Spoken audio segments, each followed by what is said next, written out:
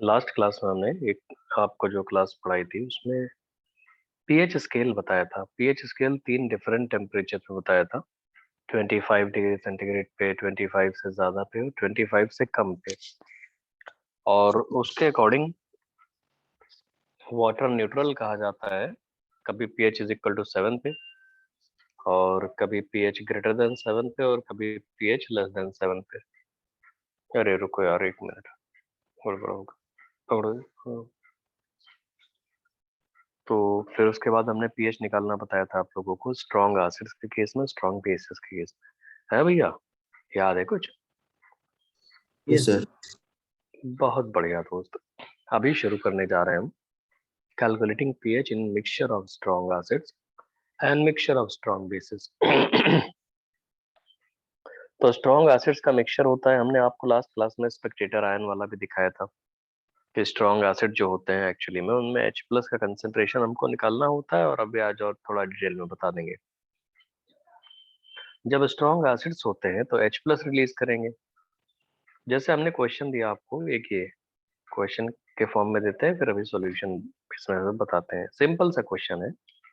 इसमें पहला क्वेश्चन ये है कि हमने दिया है आपको 200 ml ऐसे 0.1 मोलर HCl, और फिर दे दिया इसी में 300 ml 0.2 मोलर H2SO4। जस्ट एक बात बता रहा है कि बहुत सारे एसिड हैं, आप कैसे निकालोगे इनका pH.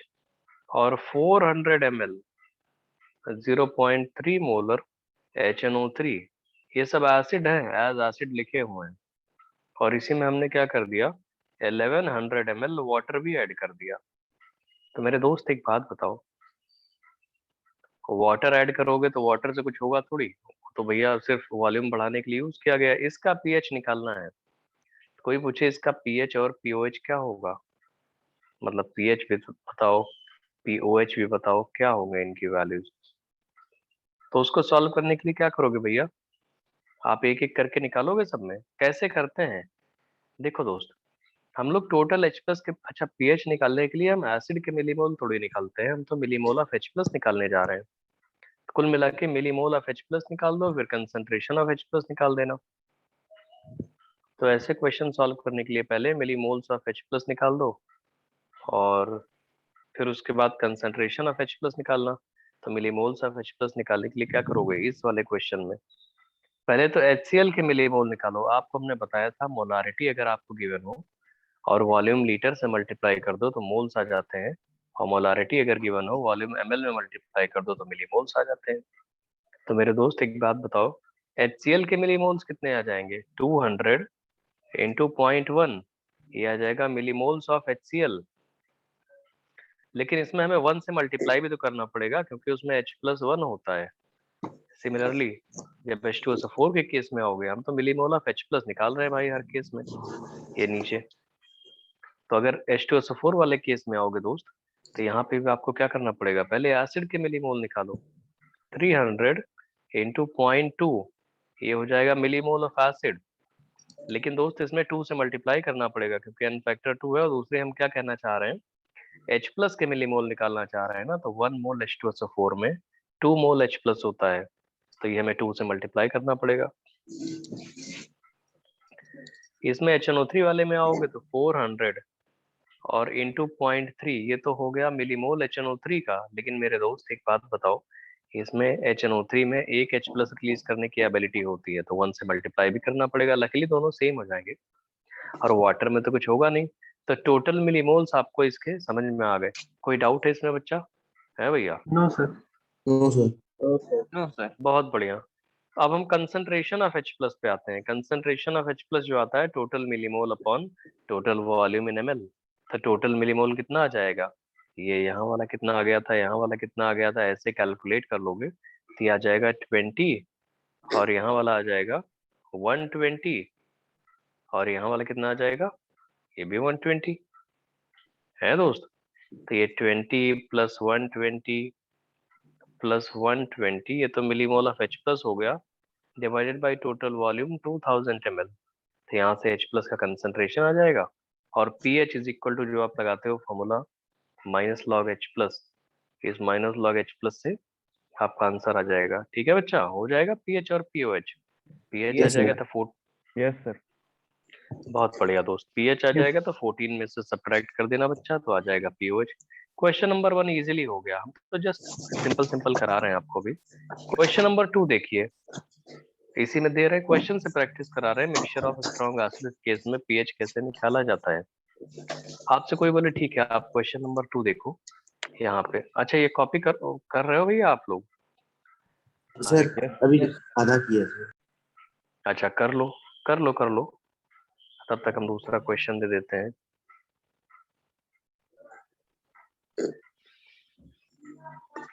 Millimole of H plus हो गया। नेक्स्ट क्वेश्चन देखिए, यहीं पे लिख दे रहे हैं, आप लोग तब तक करते रहो इसको।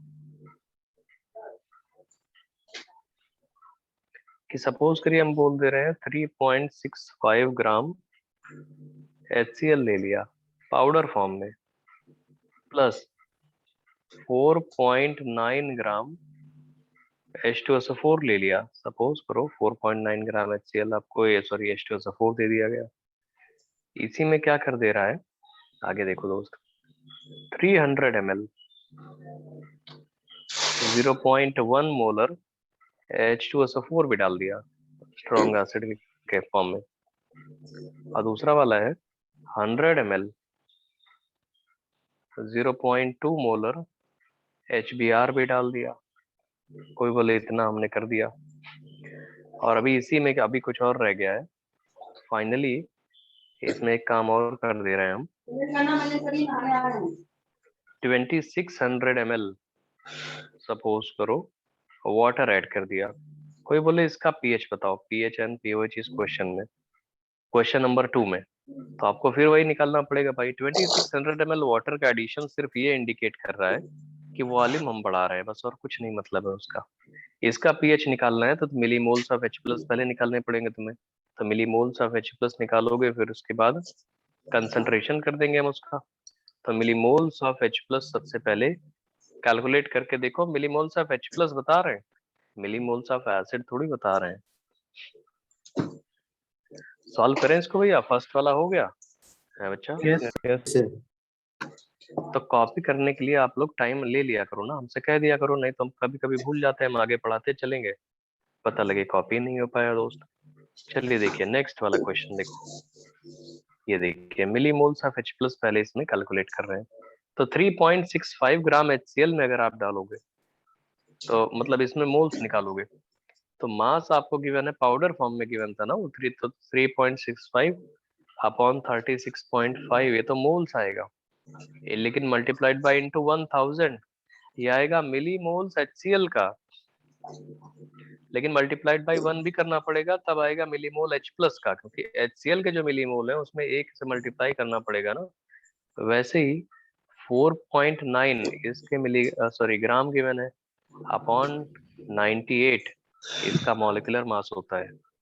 तो मोल्स हो गए H2SO4 के, इनटू 1000 कर देना तो मिली मोल्स हो जाएंगे। मल्टीप्लाइड बाई 2 करना पड़ेगा, क्योंकि एक H2SO4 में 2 मिलीमोल होते हैं, रादर 2 होते हैं मोल्स उसके, 2 मॉलिक्यूल्स या 2 एटम्स कह सकते हैं उसके H प्लस के।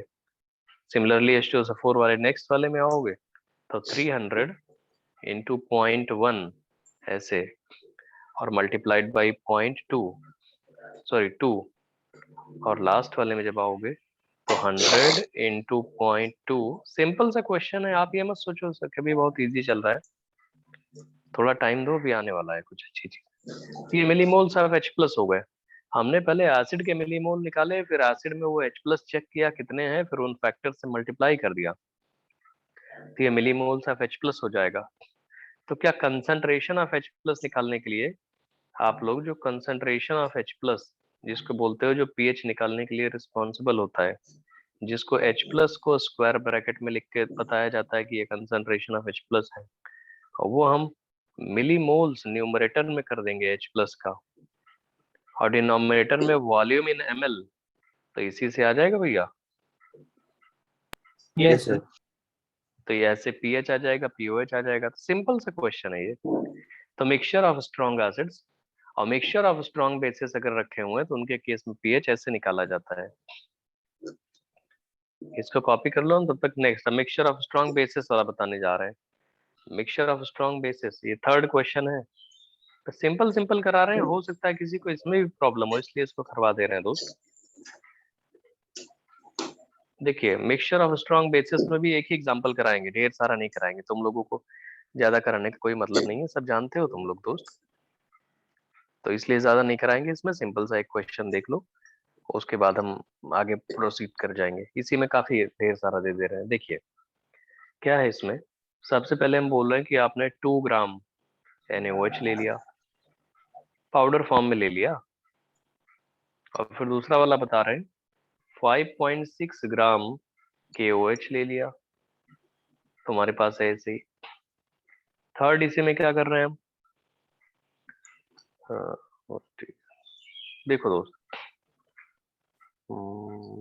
300 ml ऐसे करके क्वेश्चन है ये बड़ा सा, 0.2 मोलर कैल्शियम हाइड्रोक्साइड ले लिया, ये ऐसे कैल्शियम हाइड्रोक्साइड है, और ये सब स्ट्रॉन्ग बेस मान ले हैं, और प्लस में इसी में और कर दिया 100 ml 0.3 मोलर KOH, ये ले लो आप। फिर एक काम करो, फिर ले लिया हमने 250 ml ऐसे 250 ml 0.2 molar NaOH, NaOH aqueous form में भी है, सॉल्यूशन फॉर्म में भी है, और ऐसे करके ऊपर वाला क्वेश्चन कॉपी कर लियो दोस्त, है बच्चा? Yes sir. Yes sir. हाँ तो ठीक है। हाँ भाई अभी क्वेश्चन ही खत्म नहीं हुआ, अभी बोला और बड़ा सा है, तो इसी में सब ले ले रहे हैं ना एक साथ ढेर सारे। तो अब देखते रहो भैया, इसमें कैल्शियम हाइड्रोक्साइड भी ले लिया आपने, सब कुछ ले लिया इसमें, और प्लस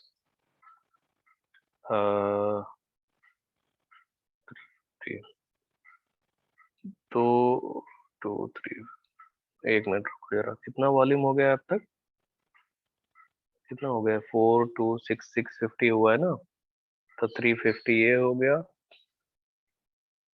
तो भैया कितना बचेगा 650, तो 2650 ml वाटर भी ले लिया इसमें।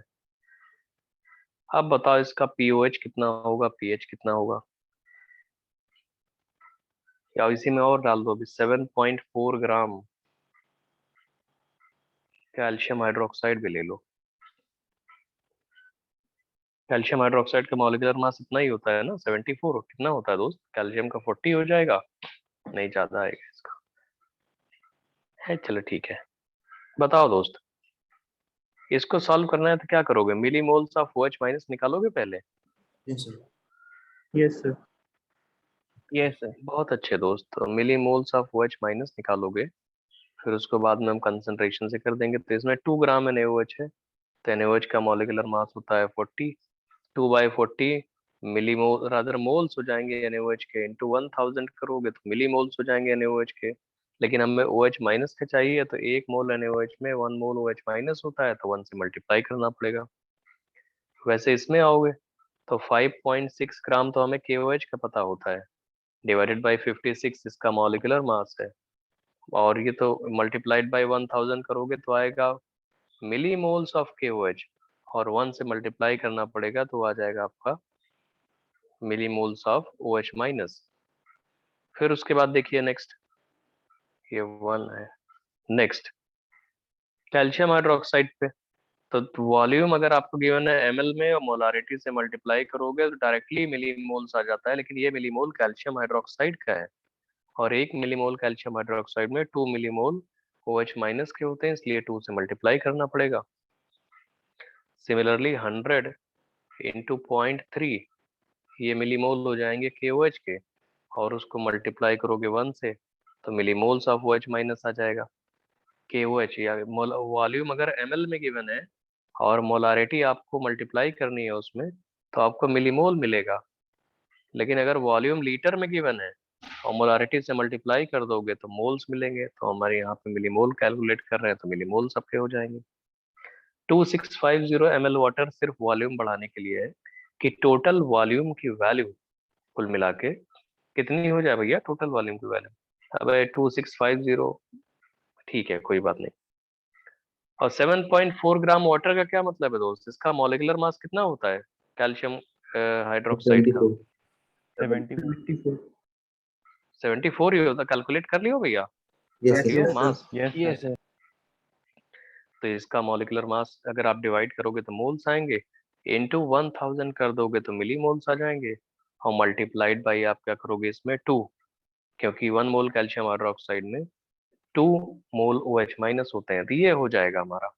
और यहाँ से अगर आपसे कोई पूछे भैया कि टोटल वॉल्यूम कितना है, क्योंकि ये तो मिली मोल्स आए हैं, तो OH माइनस का कंसंट्रेशन जब निकालने जाओगे, अगर कोई पूछे OH माइनस का कंसंट्रेशन, तो OH माइनस का कंसंट्रेशन इन सब के बेसिस पे तो millimole of OH minus numerator में आएगा, टोटल मिली मोल ये, और डिनोमिनेटर में जो आएगा वो टोटल वॉल्यूम आएगा इन ml। टोटल वॉल्यूम की क्या वैल्यू है दोस्त? टोटल वॉल्यूम ऐड करना पड़ 3300 हाँ, टोटल वॉल्यूम जो है 33 वो आ रहा है 3300 ml। तो मिलीमोल टोटल इन सबको ऐड कर लेना, टोटल वॉल्यूम से डिवाइड कर देना, आंसर आ जाएगा। तो फिर पीएच इज इक्वल टू क्या फॉर्मूला लगाओगे? बाकी तो जानते ही हो ना कि भाई H प्लस का ये OH माइनस आ जाएगा, yes sir और जब OH माइनस आ जाएगा तो आप सिंपल सा OH माइनस की वैल्यू पता लग गई, तो ये इम्प्लाई कर रहा है कि जो POH आया है पहले वो आएगा, वो आ जाता है minus log of OH minus, और minus log of OH minus वो कैलकुलेशन का पार्ट है, वो हो जाएगा। और फिर जब पीएच निकालना होगा तो पीएच प्लस पीओएच की वैल्यू टेम्परेचर 25 डिग्री सेंटीग्रेड है तो 14 होती है, तो पीएच की वैल्यू जो आ जाएगी 14 माइनस पीओएच ऐसे आ जाएगा, कैलकुलेट हो जाएगा ये भी। तो पीएच और पीओएच दोनों आ गए, कॉपी कर लो जल्दी से। अब आते हैं वीक एसिड पे, बहुत जरूरी है वीक एसिड, बहुत ज्यादा जरूरी है। स्ट्रॉन्ग एसिड भी कर लेते हैं, mixture of strong acid strong base भी कर लेते हैं। चलो वीक एसिड नहीं, पहले mixture of strong acid strong base कर लेते हैं, क्योंकि वो कॉपी कर लिया भैया। Hello. Yes yes sir sir yes sir हाँ दोस्त, कुछ बचा हो किसी से तो बता दिया करो दोस्त, जिससे कि हमको भी एक आइडिया लग जाता है ना कि हाँ हो गया। नहीं तो पता लगे तो हम जल्दी जल्दी पढ़ा रहे हैं, तुम बोलोगे सर जल्दी जल्दी आप निकाल देते हैं। चलिए देखिए दोस्त, नेक्स्ट वाला क्वेश्चन देखो। नेक्स्ट क्वेश्चन नहीं, नेक्स्ट थियरी है ये, थियरी नंबर 4। जैसे मिक्सचर ऑफ स्ट्रॉन्ग एसिड्स था, मिक्सचर ऑफ स्ट्रॉन्ग बेसिस था, वैसे ही कैलकुलेटिंग पीएच। थोड़ा सा देखिए थियरी नंबर जो भी है, ये कैलकुलेटिंग पीएच या पीओएच जो भी है, पीएच पीओएच आप जो भी चाहते हो, इन mixture of strong acids and, mixture होना चाहिए, mixture of strong acid and strong base. तो कॉपी में लिखते भी रहा करो, strong acid and strong base का जो मिक्सचर है, इन मिक्सचर के केस में पीएच कैसे निकाला जाता है, तो वही आपको बताने जा रहे हैं इस मेथड नंबर 4 में। तो देखो दोस्त, हम आपको एक स्ट्रॉन्ग एसिड एक स्ट्रॉन्ग बेस लिख के बताते हैं, और ये आपको जिससे क्लियर होगा स्ट्रॉन्ग एसिड स्ट्रॉन्ग बेस के केस में पीएच निकलता कैसे है। जैसे आप लोगों को बहुत कॉमन सी एक रिएक्शन पता है, थेरेटिकल पॉइंट बता रहे हैं पहले, HCl प्लस NaOH और HCl प्लस NaOH जब रिएक्शन करते हैं तो बनाता है NaCl प्लस वाटर, ये सबको पता है। लेकिन इसमें एक चीज जो आपको ध्यान रखने वाली है कि इसको कैसे मतलब फाइनलाइज करते हैं। इसको ऐसे बोलते हैं कि जो HCl है और NaOH है, एक्चुअली में ये पूरे के पूरे आयनाइज होते हैं, तो इसको लिख सकते हो H प्लस और Cl माइनस, और वैसे ही NaOH को लिख सकते हो Na प्लस और OH minus. Similarly right side में जो NaCl होता है वो भी 100% आयनाइज होता है, Na प्लस और Cl माइनस। तो लोगों को ये लगता है, अब वाटर आयनाइज होता नहीं, वाटर कभी भी नॉन आयनाइज होता है, वो थोड़ी आयनाइज करता है। कोई बोले नहीं हमने तो आयनाइजेशन देखा है, वो गलत देखा है, इतना कम आयनाइज होता है 10⁻⁷ बोलते हैं उसको। कैसे आयनाइज्ड बोल दोगे? वाटर आयनाइज नहीं होता, और ये बाकी सारे सॉल्ट्स आयनाइज होते हैं 100%। हम अभी calculating pH in case of strong acid and strong base के केस में थोड़ा थियरी बता रहे हैं। देखो, तो ये जो Na प्लस और Cl माइनस है, ये लेफ्ट साइड भी वैसे ही पड़े हुए हैं, राइट साइड भी वैसे पड़े हैं, किसी रिएक्शन में पार्टिसिपेट थोड़ी कर रहे हैं। लेफ्ट साइड भी 100% आयनाइज स्टेट में है, राइट साइड भी 100% आयनाइज स्टेट में है। तो वो रिएक्शन रिएक्ट कौन कर रहा है एक्चुअली में? जब Na प्लस और Cl माइनस वैसे ही, तो जो रिएक्ट कर रहा है वो H प्लस और वो H माइनस कर रहा है। तो इन Na प्लस और Cl माइनस को नाम दे दिया जाता है Spectator ion. Spectator ion, Spectator का मतलब है ये रिएक्शन को सिर्फ होते हुए देखते हैं, दोनों साइड अपनी प्रेजेंस बस दिखाते हैं, बाकी रिएक्शन में पार्टिसिपेट थोड़ी करते हैं। पार्टिसिपेट कर रहे होते तो इनका प्रोडक्ट उसमें किसी इनके Na और Cl कहीं जाके बन रहे होते।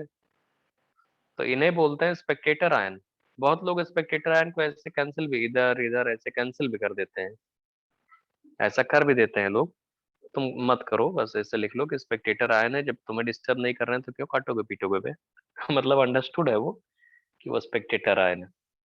तो हम डायरेक्टली इस रिएक्शन को जो ऊपर अभी बताया है, इस रिएक्शन को हम ऐसे भी लिख सकते हैं कि reaction of NaOH plus HCl can also be written like reaction of H plus OH minus। और H plus OH minus से वाटर बनाने की टेंडेंसी जो हो रही है, वही HCl plus NaOH वाली रिएक्शन है। तो सेम रिएक्शन होती है ये जो आपने ऊपर लिखी हुई है HCl plus NaOH की।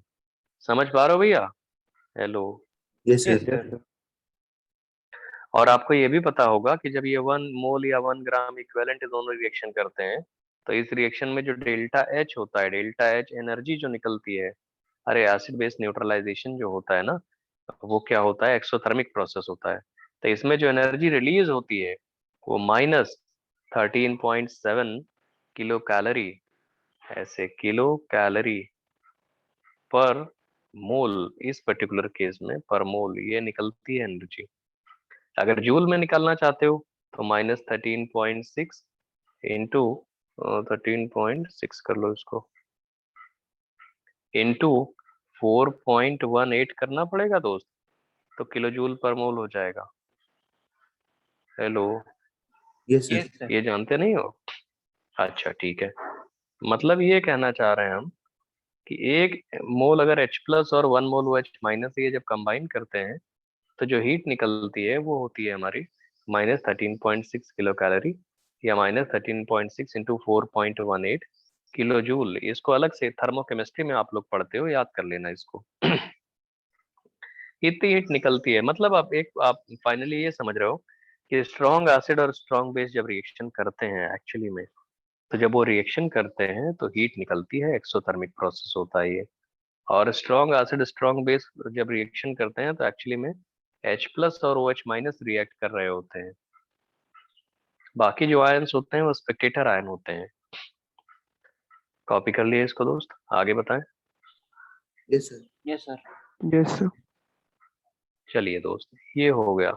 अब इसी में कुछ क्वेश्चंस भी बनते हैं, आपको बता दें। कोई बोले 2 मोल H प्लस 2 मोल OH माइनस रिएक्शन करेंगे तो क्या होगा?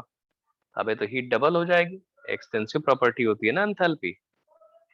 तो भैया हीट डबल हो जाएगी, अमाउंट डबल होगा तो हीट भी तो डबल हो जाएगी। 3 मोल H प्लस 3 मोल OH माइनस रिएक्शन करेंगे तो हीट ट्रिपल हो जाएगी और निकलेगी हीट। जितना ज्यादा अमाउंट इन लोगों को रिएक्ट कराओगे, हीट निकलती ही जाएगी और बढ़ती ही जाएगी टाइम के साथ, अगर आप अमाउंट बढ़ाते चले जाओगे तो। अब इसी में क्वेश्चन और भी आते हैं दोस्त। एक सिंपल सा क्वेश्चन होता है थर्मोकेमिस्ट्री का, बताएं क्या तुम लोग को बता दें? बता देते हैं, चलो बता देते हैं। एक क्वेश्चन लिखो तुम लोग, एक क्वेश्चन लिखिए, आप लोग कॉपी में लिखिए, हम सब सारे क्वेश्चन लिखेंगे टाइम लग जाएगा। इंटेंसिव प्रॉपर्टी, अब कोई बात नहीं, चलिए क्वेश्चन लिखिए, एक क्वेश्चन लिखो। 10 ml of a strong acid, 10 ml of a strong acid reacts completely with 10 ml of a strong acid reacts completely with 10 ml of strong base. 10 ml of strong acid reacts completely with 10 ml of strong base. 10 ml of strong acid reacts completely with 10 ml of strong base. As a result, as a result, copy कर लिया भैया इसको, hello, Yes, sir. Yes, sir. as a result temperature of solution rises to 10 degree. As a result temperature of solution rises to 10 degree. Rises by 10 degree है, rises by 10 degree. जब भी temperature था जो भी था उससे 10 डिग्री इंक्रीज हो गया. 10 ml स्ट्रॉन्ग एसिड को 10 ml स्ट्रॉन्ग बेस से रिएक्शन कराया गया, टेम्परेचर पूरे सॉल्यूशन का 10 डिग्री से इंक्रीज कर गया. कॉपी कर लिए इतना दोस्त? Yes, sir. Yes, sir. Yes, sir. लिखो लिखो, find the rise in temperature, find the rise in temperature, find the rise in temperature, find the rise in temperature when 5 ml of same strong acid, find the rise in temperature when 5 ml of same strong acid reacts completely with, find the rise in temperature when 5 ml of same strong acid reacts completely with 5 ml of base. Why strong base? 5 ml of strong base. Question repeat करना है क्या दोस्त? है बच्चा, समझ रहे हो कि नहीं समझ रहा हो? समझ गए. हाँ तो बहुत बढ़िया दोस्त, समझ गए तो बताओ.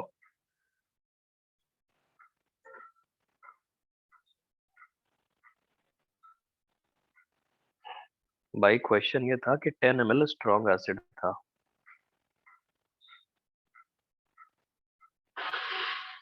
और 10 ml स्ट्रॉन्ग बेस था.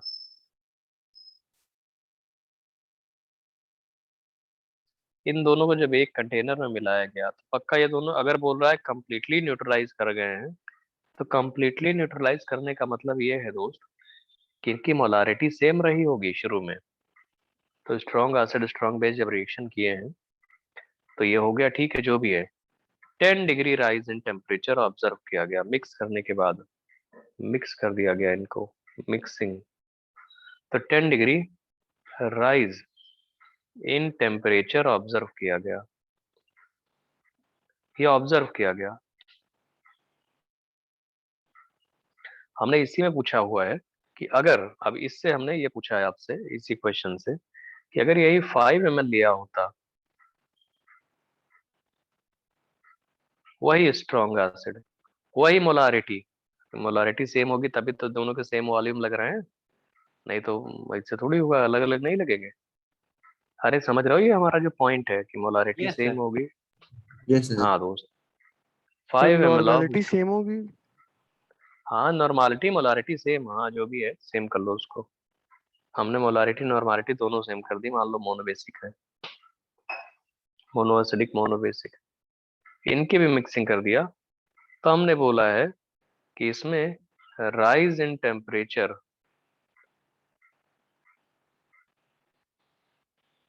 ऑफ सॉल्यूशन, ये क्या होगा, ये क्वेश्चन है हमारा. अरे आयनिक कभी पढ़ा रहे हैं लेकिन ये तो ऐसे ही दे रहे हैं तुम लोगों को, स्ट्रॉन्ग एसिड स्ट्रॉन्ग बेस, ऐसे ही वो बीच में आ गया ना, तुम लोगों से तो बात कर ही सकते हैं कि क्या हो रहा है. पहला 10 डिग्री राइज इन टेम्परेचर आ गया था भैया, 5 ml ले लिया तो क्या होगा?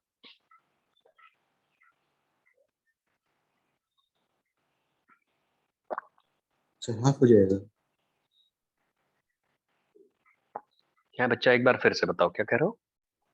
सर हाफ हो जाएगा क्या? नहीं दोस्त, बिल्कुल नहीं होगा. और बताओ.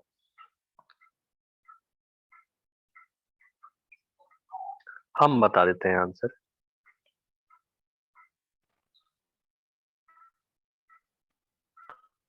आंसर इसका जो है वो 10 डिग्री ही है.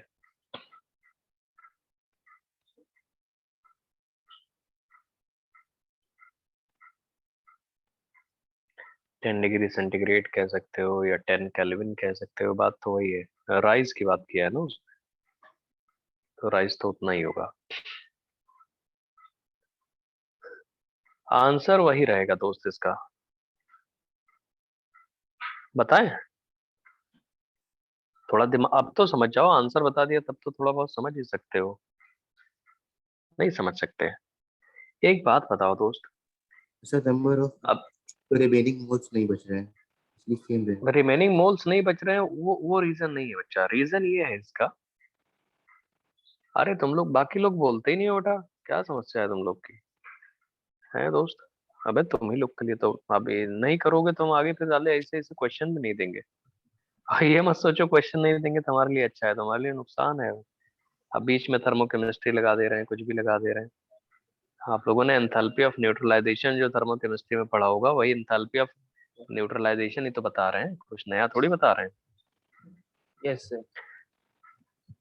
सोचोगे इस पे या फिर हम बताएं अभी? सुन लो, अच्छा हिंट कर दे रहे हैं। कुछ बोल रहा है, कोई बोल रहा है, क्या बोल रहे हो भैया? तो सेम एसिड और सेम बेस है वही वाला, इसीलिए टेम्परेचर राइज सेम है। सेम एसिड सेम बेस लिया है, सेम मोलारिटी लिया है, वॉल्यूम ml कम कर दिया है, ऐसे सोचो। पहले वाले केस में सुनिए, पहले वाले केस में क्या है कि भैया हीट तो रिलीज हुई होगी, पक्का हीट रिलीज हुई होगी, लेकिन जो हीट रिलीज हुई है ओवरऑल वॉल्यूम कितना है उसका? 20 ml है। ओवरऑल वॉल्यूम 20 ml है।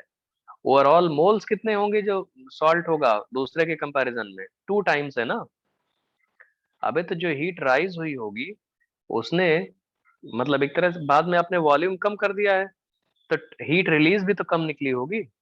अबे पहले कोई बोलेगा सर 10 ml थे, 10 ml थे, हीट रिलीज ज्यादा हुई होगी।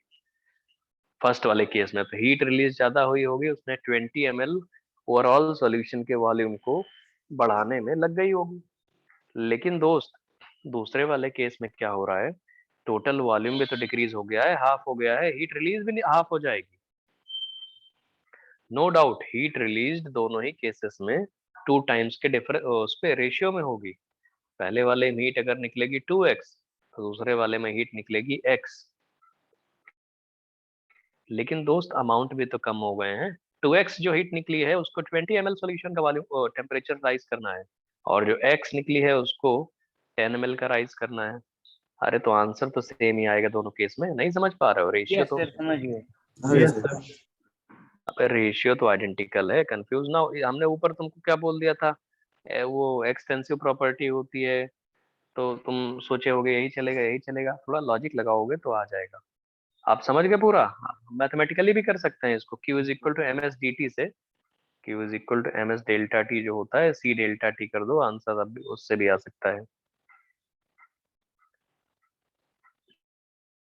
ठीक है भैया, क्वालिटेटिवली समझ गए ना? Yes sir. Yes sir. Yes sir.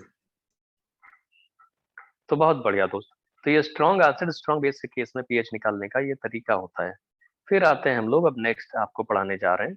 देखिए, अब हम करने जा रहे हैं mixture of strong acid strong base में उनका पीएच, मतलब हम आपको अब बता रहे हैं, वही हेडिंग ही जो थी वही, पीएच ऑफ, कैलकुलेट करना है ये, calculating pH of mixture of strong acid and strong base, वही चल रहा है जो हेडिंग लिखी है। क्योंकि अब आप समझ गए कि एक्चुअली में एसिड बेस जब रिएक्शन करते हैं तो वो H प्लस और वो H माइनस रिएक्शन करते हैं, बाकी थोड़ी रिएक्शन करते हैं। देखो दोस्त,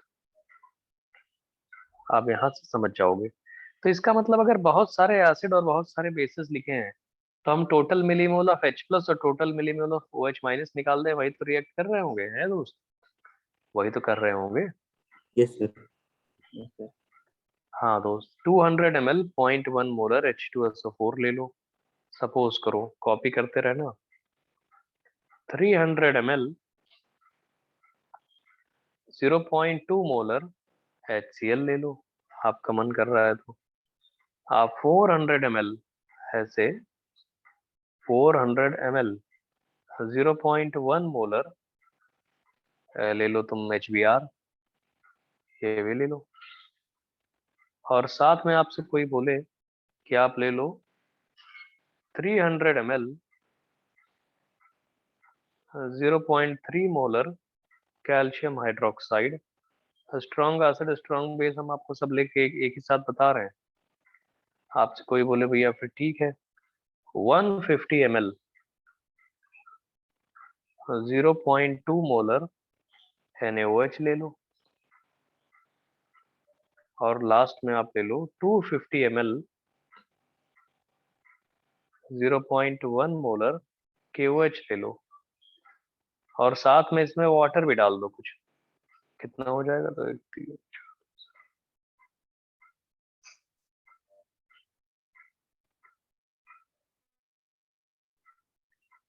ये ले लो 4400 ml rather 3400 ml water, 3400 ml water ले लो, जिससे कि टोटल वॉल्यूम हो जाए 5000 ml। तो क्वेश्चन आपको समझ में आ रहा है बच्चा? ये क्वेश्चन sir. देख के क्लियर है? Yes sir. हाँ, Yes, तो अब इसको हम सॉल्व करना बता रहे हैं। एक्चुअली में स्ट्रॉन्ग एसिड स्ट्रॉन्ग बेस अगर पूरी रिएक्शन लिखोगे तो परेशान हो जाओगे। इतनी रिएक्शन हम लिख नहीं सकते, कोई भी नहीं लिख सकता, और करेगा तो बहुत टाइम लग जाएगा। अभी आपको ऊपर ट्रिक बताइए कि acid base actually Spectator ion वैसे ही पड़े रहते हैं, H+ और OH- रिएक्शन करते हैं। तो हम यहाँ से मिलीमोल ऑफ सबके मिलीमोल्स निकालने जा रहे हैं। तो मिलीमोल ऑफ H+ जो आएगा उसको देखो, यहाँ से H+ आएगा तो वो हो जाएगा 200 इंटू 0.1 और इंटू 2।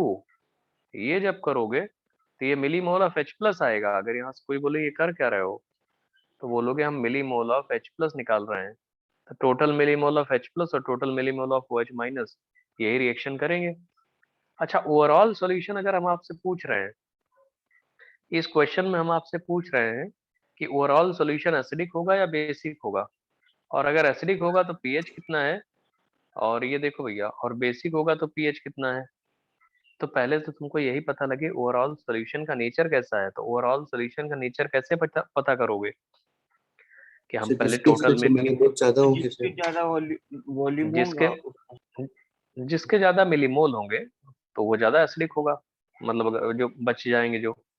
दूसरा वाला करोगे तो 300 इंटू 0.2, ये तो मिलीमोल हो गए तुम्हारे HCl के, लेकिन मल्टीप्लाइड बाई हमको 1 करना पड़ेगा, क्योंकि HCl में 1 जो होता है वो मतलब H+ वाला होता है।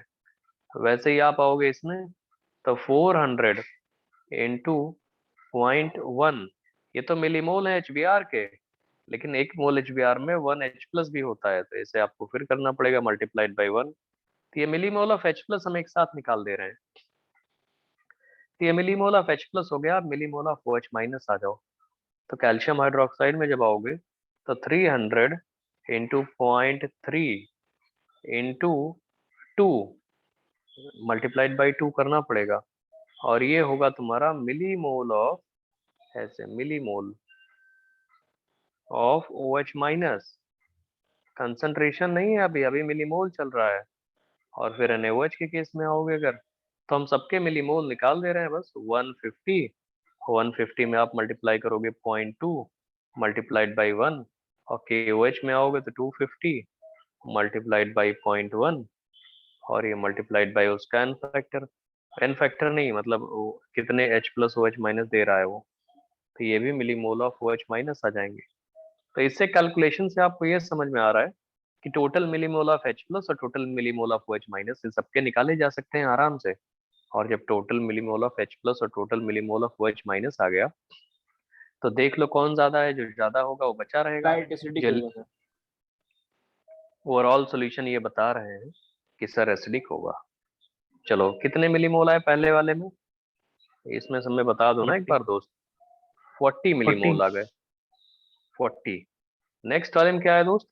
60। 60 और इसमें क्या आ गए? 40 अगेन। 40 740 तो टोटल जो आ गया है 140 आ गया है टोटल। अगर आप देखोगे टोटल मिलीमोल जो आ रहे हैं इसके 140 आ रहे हैं टोटल। बेस में आ जाओ, बेस में आओगे तो क्या आएगा दोस्त? सर 235 180 हाँ, तो 180 इसमें कितने आ गए, इसमें कितने आए ये तो बताओ। 180 180 180, इसमें 30 30 और इसमें 25 21। ये तो बेसिक है भैया, यस पूरा का पूरा 25 सॉल्यूशन। 25 अच्छा 25 कर रहे हैं, एक मिनट। इसमें बता रहे हैं 25, तो ये ओवरऑल तो बेस हमको ज्यादा लग रहा है, तो ये तो बेसिक होगा सॉल्यूशन। तो Yes, sir. बेसिक होगा तो आप लोग, तो आप ऐसे लिखोगे फाइनली कि ओवरऑल सॉल्यूशन जो है वो इज बेसिक इन नेचर या is alkaline in nature, alkaline in nature. कोई बोले अब पीएच की वैल्यू बताओ, तो पहले तो हमको पता लग गया OH माइनस एक्स्ट्रा है, तो उस OH माइनस को निकालने के लिए हम क्या करेंगे, ऐसे OH माइनस का कंसंट्रेशन सपोज करो ऐसे लिख दिया।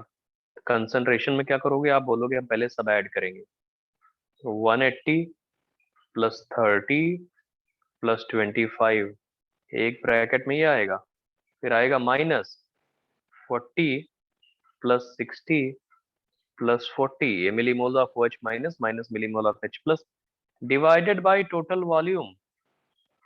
टोटल वॉल्यूम आप शुरू से जोड़ दो, 200 plus 300 plus 400 plus 300 plus 150 plus 250 और लास्ट में आपका 3400 भी है। तो ये कंसंट्रेशन आ जाएगा OH माइनस का, और कंसंट्रेशन अगर आ गया तो भैया हम POH निकाल देंगे और pH निकाल देंगे।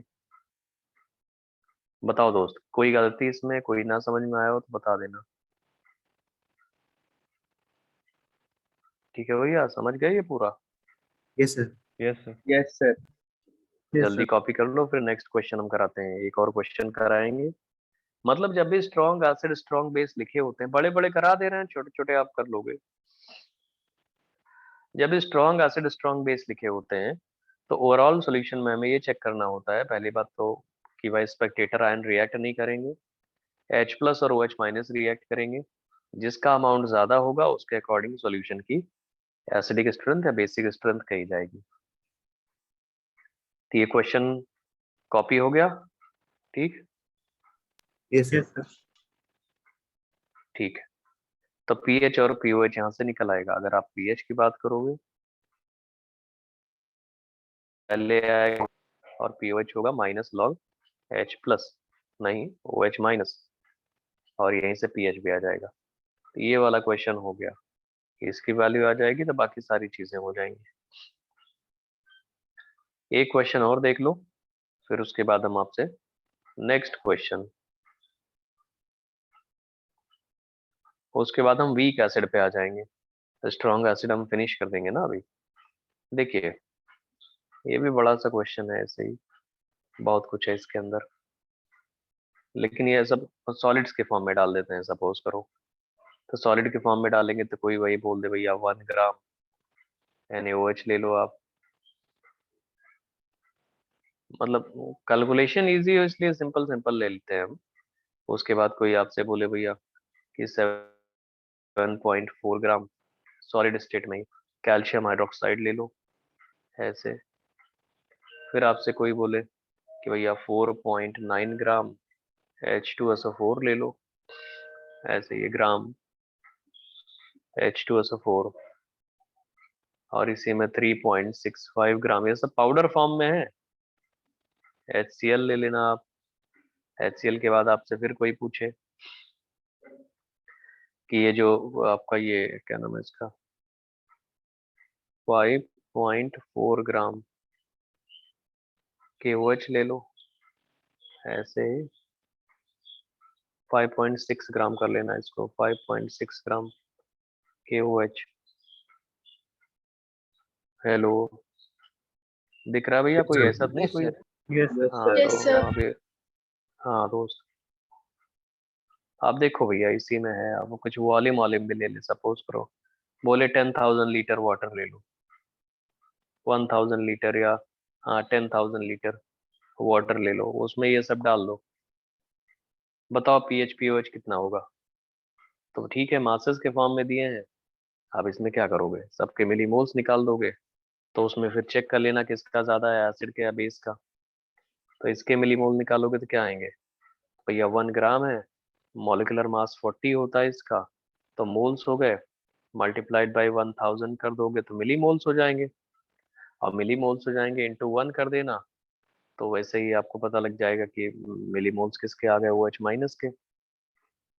वैसे 7.4 ग्राम है, अपॉन 74 डिवाइड करोगे तो मॉलिक्यूलर मास से डिवाइड करने पे मोल्स आएंगे, इंटू 1000 करोगे तो मिली मोल्स, मल्टीप्लाइड बाई 2 कर देना, लेकिन वो मिली मोल्स ऊपर जाएंगे, वो आपको पता है OH माइनस के आएंगे, 4.9 अपॉन 49 इंटू 1000, तो ये millimole of H2SO4, multiplied by 2 कर देना तो मिली मोल ऑफ आपको पता लग जाएगा H प्लस का।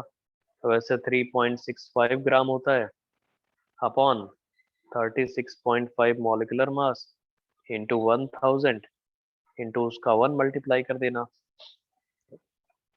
सिमिलरली 5.6 ग्राम जो होता है 56 इसका मॉलिक्यूलर मास इंटू 1000 इंटू 1, तो ये मल्टीप्लाई करके जो लिखे हुए हैं उनमें हम कर देते हैं एक बार, यहाँ पे 1 से मल्टीप्लाई करोगे, यहाँ 2 से, यहाँ 2 से, यहाँ 1 से और यहाँ 1 से, तो ये टोटल मिलीमोल्स आ जाएंगे एसिड्स और बेस के। तो पहले वाले केस में जो मिलीमोल आ रहा है, ये मिलीमोल ऑफ OH माइनस आ रहा है, दूसरे वाले केस में भी मिलीमोल ऑफ OH माइनस आएगा, तीसरे वाले केस में मिलीमोल ऑफ H प्लस आएगा, फोर्थ वाले के H प्लस है थर्ड वाले केस में, फोर्थ वाले केस में भी मिलीमोल ऑफ H प्लस आएगा, फिफ्थ वाले केस में मिलीमोल ऑफ OH माइनस आएगा। अब इसमें चेक करके देख लो किसके मिलीमोल ज्यादा है, तो ओवरऑल सोल्यूशन कैसा आएगा, ओवरऑल सोल्यूशन तुम लोग सब बताओ बेसिक दो। है। बेसिक होगा sir. Overall solution is basic, और बेसिक है तो उसमें पीएच और पीओएच की वैल्यूज बता सकते हो, तो इतना करके हमको बता दो कितना क्या आ रहा है। बेसिक है तो बेसिक को सॉल्व करने का तरीका भी तो होता है कि OH माइनस एक्स्ट्रा बचा होगा, उस OH माइनस की वैल्यू क्या लिखोगे, नंबर ऑफ मिलीमोल्स या मिलीमोल्स ऑफ OH माइनस, जो बचेगा रादर जो मतलब न्यूट्रलाइजेशन के बाद डिवाइडेड बाय टोटल वॉल्यूम जो आएगा वो 10,000 ml है वो। और मिलीमोल्स कितने बचेंगे भैया, टोटल एसिड के मिलीमोल कितने हैं, एसिड के सर 200। 200 हैं एसिड के। सर 300 है सर। 200 तो H2SO4 के होंगे और 300 है, यस सर 300 है। 300 है, 300 है दोस्त। और टोटल बेस के कितने हैं, 500। 325 325 यस सर 320 बेस के हैं 325, तो ये 325 माइनस 300 ये न्यूमरेटर में हो जाएगा और डिनोमिनेटर में ये, और यहाँ से OH माइनस आ जाएगा और वैसे कैलकुलेट कर लोगे। तो हमने क्या क्या बताया आपको, पीएच स्ट्रॉन्ग एसिड्स के केस में, पीएच स्ट्रॉन्ग बेसिस के केस में, मिक्सचर ऑफ स्ट्रॉन्ग एसिड्स के केस में पीएच आप निकाल सकते हो, मिक्सचर ऑफ स्ट्रॉन्ग बेसिस के केस में पीएच निकाल सकते हो, sir mixture of strong acid and strong base के केस में पीएच निकाल सकते हो। हाँ बच्चा बताओ। हाँ सर, आपने सर जो एसिड के मोल्स है सर वो 300 नहीं सर, वो 200 ही आएंगे सर, क्योंकि सर आपने जो यस सर, H2SO4 का सर मॉलिक्यूलर मास 49 ले लिया सर, 98 है। जबकि वो 98 होगा सर। ओ गलती हो गई, देखो देखो दोस्त, ये इस जगह पे, इस जगह पे जो हम अभी लिख रहे हैं ब्लैक पेन से, उसको ध्यान से देखो, ये 98 है, तो 98 है, तो अब इस हिसाब से नीचे चेंज क्या होगा, 325 माइनस, सर 200। 200 हाँ पहले यही तो बोला था, 325 माइनस 200 ही आएगा। अरे और लोग भी देख लिया करो भैया, गलती हमसे, मतलब हम भी तो गलत लिख सकते हैं, ऐसा थोड़ी है कि हम जो लिखेंगे वही सही है। तो ये हो गया दोस्त, आगे प्रोसीड करें अब, ठीक है, यस सर। हो गया ना, हाँ ठीक है, बहुत बढ़िया। तो आपने ये पीएच निकालना सीखा इतने सारे केसेस में, 4 केसेस हो गए अभी तक, 5 केसेस। स्ट्रॉन्ग एसिड केस के केस में, स्ट्रॉन्ग बेस के केस में आपने निकालना सीखा है, मिक्सचर ऑफ स्ट्रॉन्ग एसिड उसके केस में strong acids, mixture of strong bases, और mixture of strong acid and strong base, इनके केस में पीएच निकालना आपने सीख लिया है। अप्रोक्सीमेशन हम लास्ट क्लास में ही आपको बता चुके हैं कि आयनिक इक्विलिब्रियम में क्या अप्रोक्सीमेशन होता है। अब इम्पोर्टेंट चीज आ रही है, बहुत इंपॉर्टेंट चीज, जो कि शायद 5वां वाला पॉइंट है। कैलकुलेटिंग पीएच बहुत जरूरी है ये। पीएच एंड पीओएच आपको जो बताने जा रहे हैं, and pOH in case of weak acid. Weak acid, week acid का मतलब ये होता है जो ज्यादा आयनाइज नहीं करते। वैसे वीक बेसिस केस में भी आएगा, weak acids and weak bases एक साथ ले लो ना, बार बार हेडिंग क्यों लिखेंगे। Weak acids and weak bases. देखो दोस्त, अब वीक एसिड्स आपको हेडिंग लिख लो इसको जल्दी से, फिर हम लिखना शुरू करते हैं।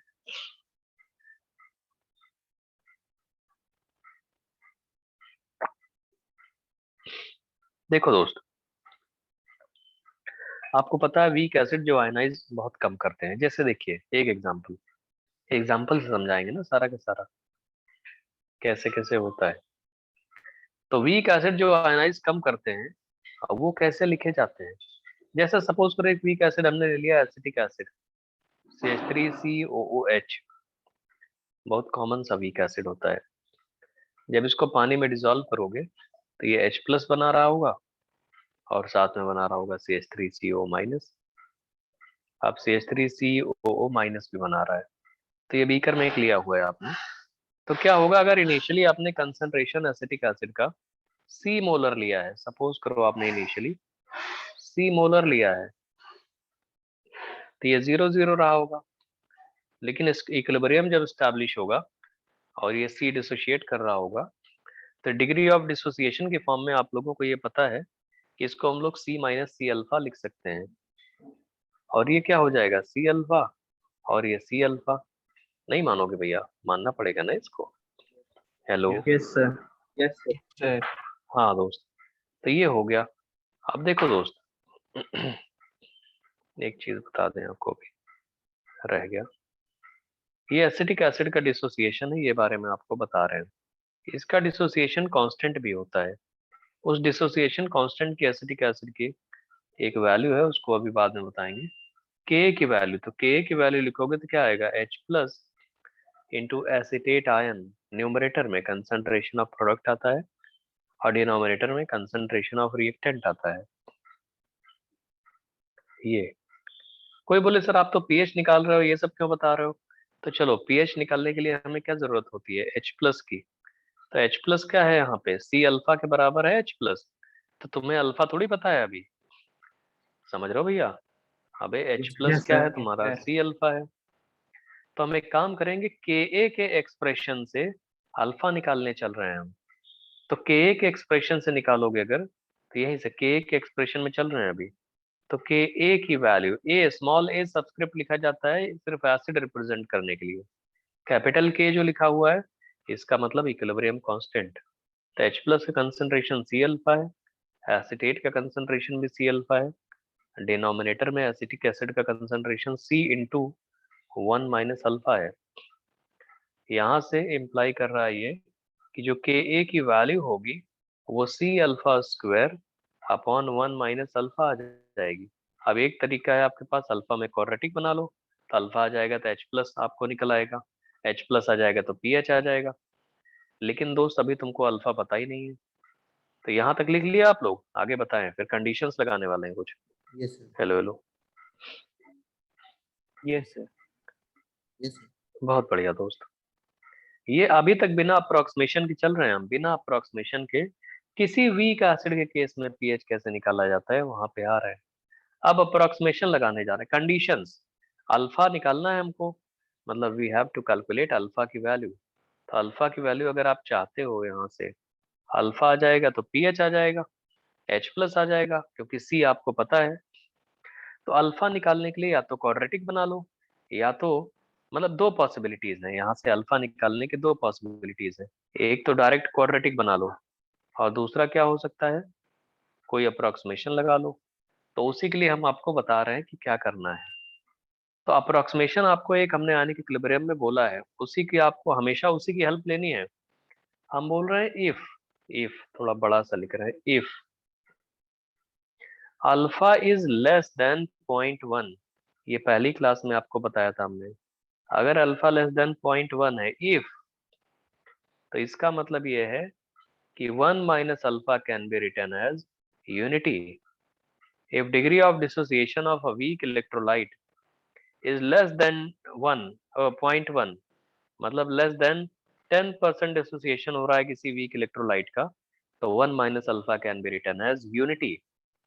ये आपको बताया है ना अप्रोक्सीमेशन, ये जानते हो उसी अप्रोक्सीमेशन को यहाँ पे यस सर। हाँ दोस्त, एक्चुअली में 1 माइनस अल्फा वाला टर्म आया है ना, तो 1 माइनस अल्फा वाला टर्म देख के हमारे दिमाग में ये सूझा, आपको भी सूझना चाहिए कि आयनिक इक्विलिब्रियम की पहली क्लास में ही एक टर्म बताया था अप्रोक्सीमेशन वाला, उस वाले टर्म को हम यूज कर रहे हैं।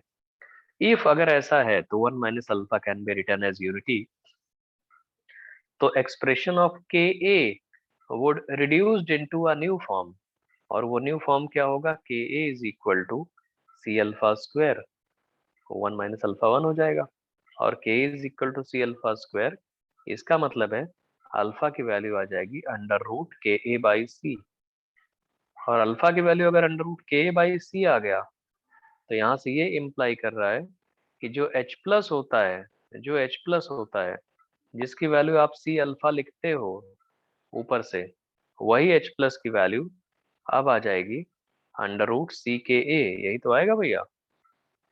मल्टीप्लाई करने के बाद अबे अल्फा मल्टीप्लाई कर दो ना उसमें, हेलो समझ रहे हो बच्चा? Yes sir. हाँ, तो ये H प्लस आ गया, अल्फा आ गया अंडर रूट के बाई सी, और यहाँ से नीचे अगर आप देखोगे बगल में तो H प्लस, लेकिन ये सब इफ के साथ है, अगर इफ वाली कंडीशन वैलिड नहीं है तो ये रेड पेन से जो लिख रहे हैं ये कोई भी वैलिड नहीं है, तो यहाँ से H plus is equal to C आ जाएगा। ऊपर वाला कॉपी कर चुके हो बच्चा, है दोस्त? Yes sir. Yes sir. हाँ दोस्त, ठीक है फिर। और यहाँ से pH की वैल्यू क्या आ जाएगी, अरे दोनों साइड लॉग ले लो, तो लॉग ले लोगे तो आ जाएगा अपना मतलब फिर उसके बाद माइनस से मल्टीप्लाई कर दो, तो क्या pH की वैल्यू 1/2 टाइम्स यहीं से इसी वाले से pKa माइनस लॉग सी आएगा, अबे यहीं से आ जाएगा, ठीक है। Yes sir. Yes sir. लेकिन ये सब कब हुआ है, जब अल्फा लेस देन 0.1 है तब ये हुआ है, इफ यहीं से शुरुआत हुई है इस ड्रामे की। तो आपको बस यही चेक करना है आगे चल के कि अल्फा लेस देन 0.1 है या नहीं है। तुम बोलोगे सर कोई वीक एसिड दिया है हम कैसे चेक करेंगे, तो आप alpha is equal to under root K by C वाला फॉर्मूला यूज कर लेना, और alpha is equal to under root K by C जो ये लिखा हुआ है, ये ऐसे करने पे अगर अल्फा की वैल्यू थोड़ी एब्सर्ड आती है तो हम लोग बोलते हैं कि भैया अल्फा लेस देन 0.1 नहीं है। सपोज करो इस फॉर्मूले से किया और अल्फा की वैल्यू आपकी √2 आ गई, √3 आ गई, और √10 आ गई, ऐसे इस टाइप से कोई वैल्यू, √20, √15, तो ये तो अपने आप में ये एब्सर्ड चीज है, एब्सर्ड है ना ये, क्योंकि अल्फा यस अल्फा जो डिफाइन है वो डिग्री ऑफ डिसोसिएशन है, और डिग्री ऑफ डिसोसिएशन हमेशा 1 से कम होगा, तो अगर ये वैल्यूज आ गई तो एब्सर्ड वैल्यूज कही जाएंगी, इस टाइप से जितनी वैल्यूज होंगी। तो सपोज करो आपने किसी वीक एसिड का कंसंट्रेशन गिवन है, उसका के ए गिवन है, और alpha is equal to under root K by C use किया, और ये फॉर्मूले से एब्सर्ड वैल्यू आने लगी, इसका मतलब तुमने ये जो फॉर्मूला बनाया है ये फॉर्मूला गलत रिजल्ट दे रहा है, तो ये फॉर्मूला गलत रिजल्ट दे रहा है, इसका मतलब जो तुम अज्यूम करके इस फॉर्मूले को बनाए हो वो अजम्पशन ही गलत है, इसका मतलब अल्फा लेस देन 0.1 नहीं है। हमेशा थोड़ी टूट पड़ोगे इसी फॉर्मूले से निकालने पे, ये फॉर्मूला एक्चुअली बना कब है, जब अल्फा लेस देन 0.1 था। समझ में आ रहा है? बताओ। Yes sir. Yes sir. एक बात बताओ, एक बात बताओ, कोई भी वीक एसिड है, कोई भी वीक एसिड है, उसका आपको पीएच निकालना है, उसका कंसंट्रेशन गिवन है, तो जब पीएच निकालना है तो सबसे पहले आप K A is equal to C alpha square upon 1 minus alpha वाले एक्सप्रेशन पे पहुंच गए। अब लोगों को लगता है यार डायरेक्टली क्वाड्रेटिक बनाए हम, क्वाड्रेटिक भी बनाई जाती है, फिर कुछ लोग बोलते हैं डायरेक्टली क्वाड्रेटिक ना बनाओ, क्या पता अल्फा की वैल्यू लेस देन 0.1 हो, चेक करके देख तो लो, तो अगर अल्फा लेस देन 0.1 है तो 1 minus alpha can be written as unity, और के की वैल्यू सी अल्फा स्क्वायर आ जाएगी, वहां से अल्फा की value under root K by C. तो बोला गया ये जो alpha is equal to under root K by C है, ये alpha is equal to under root K/C है। अब बार बार हम किसी भी वीक इलेक्ट्रोलाइट या वीक एसिड में यही लगा के चेक कर लिया करेंगे। तो if alpha is equal to under root by KC वाले फॉर्मूले से alpha comes out to be an absurd value. अगर यहाँ से अल्फा इफ मतलब अल्फा अगर यहाँ से कोई एब्सर्ड वैल्यू आ जाएगी तो इसका मतलब ये फॉर्मूला गलत है ना? बताओ भैया। Yes Yes, sir. sir. Yes, sir. तो गलत है मतलब इसके बनाने वाले गलत है। जो तुमने अप्रोक्सीमेशन लिया है वो अप्रोक्सीमेशन गलत है। और अगर ऐसा कभी आ जाए तो आपको सीधे क्वाड्रेटिक बना के ही अल्फा निकालना पड़ेगा। फिर से सुन लो, बिना क्वाड्रेटिक के हमने सॉरी पूरी एक जनरल इक्वेशन बनाई थी, ये ऊपर ब्लू पेन से k is equal to C alpha square upon 1 minus alpha. फिर लोगों को सॉल्व करने में डिफिकल्टी होती है, तो लोग क्या बोले, थोड़ा अप्रोक्सीमेशन आयनिक में हम जानते हैं कि अल्फा अगर लेस देन 0.1 हुआ तो हम क्यों क्वाड्रेटिक सॉल्व करेंगे। अल्फा लेस देन 0.1 हुआ तो इससे आ जाएगा H plus is equal to C K और पीएच की वैल्यू आ जाएगी। लेकिन सपोज करो कोई वीक एसिड दिया गया और alpha is equal to under root K/C आपने लगाया और अल्फा की वैल्यू यहाँ से कोई एब्सर्ड वैल्यू आ गई, तो एब्सर्ड वैल्यू आ गई इसका मतलब ये फॉर्मूला गलत है, तो सीधे क्वाड्रेटिक बनाना पड़ेगा। If alpha comes out to be an absurd value, यहाँ से देखिए हम थोड़ा लिख देते हैं यहीं पे, यहाँ से लिखोगे इफ अल्फा जो है वो comes out to be an absurd value, absurd absurd value का क्या मतलब होता है कि अल्फा ग्रेटर देन 1 आ जाए, जैसे अल्फा इज इक्वल टू √2 √3 इस टाइप से, √10 √8 √15 √20 एटसेट्रा, ऐसा कुछ आ जाए जो कि नॉट पॉसिबल वैल्यू है, उसलिए एब्सर्ड वैल्यू बोल रहे हैं। तो आप क्या करोगे, कंक्लूजन क्या ड्रॉ करोगे कि alpha is equal to under root K/C। ये गलत फॉर्मूला है, रॉन्ग फॉर्मूला है, ये इनकरेक्ट फॉर्मूला है, इनकरेक्ट है ना ये, जिसको हमें करेक्ट करना पड़ेगा। तो इनकरेक्ट है तो इसका डेरिवेशन इनकरेक्ट है। इसका मतलब है कि आप अल्फा लेस देन 0.1 वाला नहीं लगा सकते। तो आपके पास क्या ऑप्शन आएगा, एक ही ऑप्शन तो बचेगा कि भैया जाके क्वाड्रेटिक बनाओ। समझ रहे हो? बताओ भैया, ये समझ Yes, रहे हो? sir. सर। तो इसका मतलब ये हो रहा है कि ये चीजें इम्प्लाई कर रही हैं, ये चीजें कि बिना अप्रोक्सीमेशन के जो फॉर्मूला आपने लिखा था वो यूज करो। बिना अप्रोक्सीमेशन के क्या होता था कि a is equal to C alpha square upon 1 minus alpha, और यहाँ से alpha square plus something alpha आएगा और प्लस कोई मान लो 1 आ रहा है, इज इक्वल टू 0, और क्वाड्रेटिक बना के आपको अल्फा की वैल्यू सॉल्व करनी पड़ेगी। समझ में आ गया दोस्त? Hello? Yes, sir. Yes sir. तो ये हो गया, ऊपर कॉपी कर लिया तुम लोगों ने? क्या छूटा है बताओ जल्दी, फिर हम आगे बढ़े। सर कर लिया कॉपी। हो गया sir. बहुत बढ़िया। आपसे चलिए क्वेश्चन दिखाते हैं आपको, बड़ा इंटरेस्टिंग सा क्वेश्चन है, आप देखोगे अच्छा लगेगा आपको। अभी देखना,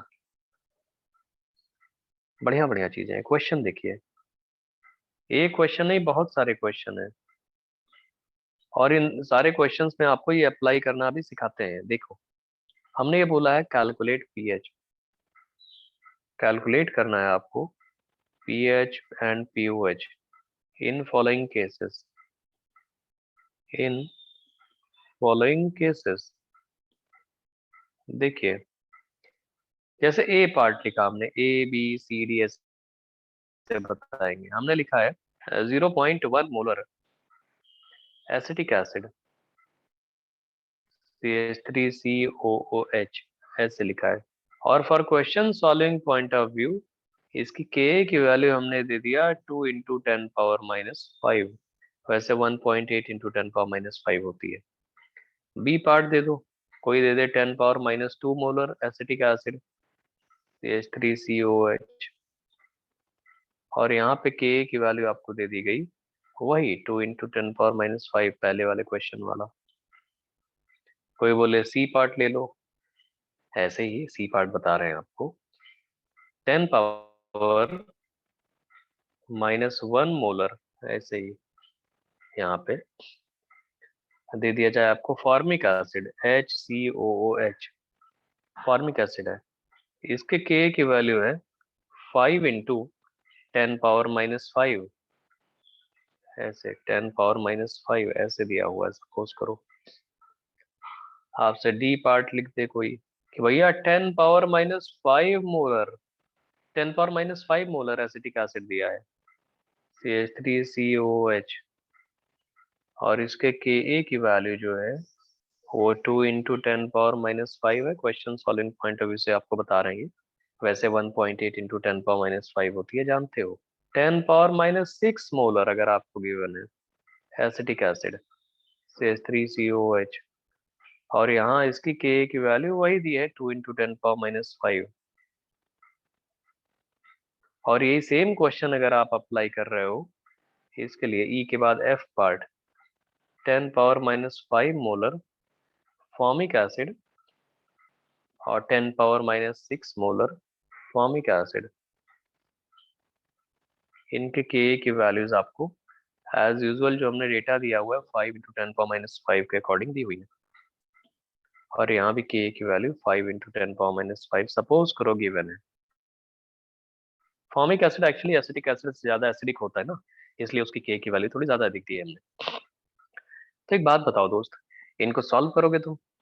हेलो, समझ में आ रहा है दोस्त? Yes sir. तो ऊपर जो हमने बताया है वही तो यूज करोगे इनका सॉल्यूशन करने के लिए। सबसे पहला क्वेश्चन आइए देखिए, सबसे पहला वाला सॉल्यूशन ए का। तो ए सॉल्यूशन है, एसिटिक एसिड है, एसिटिक एसिड को आप ACOH भी लिखते हो, तो ACOH डिसोशिएट करेगा, कैसे करेगा? ACO माइनस के फॉर्म में और H प्लस के फॉर्म में। तो यहाँ पे Ka की वैल्यू क्या लिखोगे? Ka की वैल्यू लिखोगे H प्लस न्यूमरेटर में इंटू ACO माइनस, और डिनोमिनेटर में क्या आएगा? Concentration of ACOH। वही चीज है C माइनस सी अल्फा, यहाँ पे रहा होगा, यहाँ पे C अल्फा और यहाँ पे भी C अल्फा। तो Ka का जो एक्सप्रेशन आएगा, क्या वो C alpha square upon 1 minus alpha आएगा बच्चा? बताओ दोस्त। Yes sir. Yes sir. Yes sir. तो मेरे भैया ये सी यही जो आएगा 1 माइनस अल्फा नीचे आ जाएगा उसका, बस खत्म। लेकिन दोस्त अभी हमें पीएच निकालना है, और पीएच निकालना है तो आप लोगों को उसके लिए कैलकुलेशंस करने पड़ेंगे। क्वेश्चंस कॉपी कर लियो, हम आगे सॉल्यूशन बताएं, है दोस्त? Yes sir. यस हाँ ना, बताया करो क्वेश्चन के बारे में। और तुमको हमने बोला था भैया कि अभी तुम कैसे करोगे, सबसे पहले फॉर्मूला कौन सा यूज करो? जब भी आपको कोई वीक एसिड, कोई वीक बेस दिख जाए, तो फॉर्मूला आप क्या चेक करोगे? अगर अल्फा लेस देन 0.1 है, ये कैसे चेक करोगे भाई? 0.1 मोलर एसिटिक एसिड है, इसका अल्फा लेस देन 0.1 होगा, वो चेक करने का क्या तरीका होता है?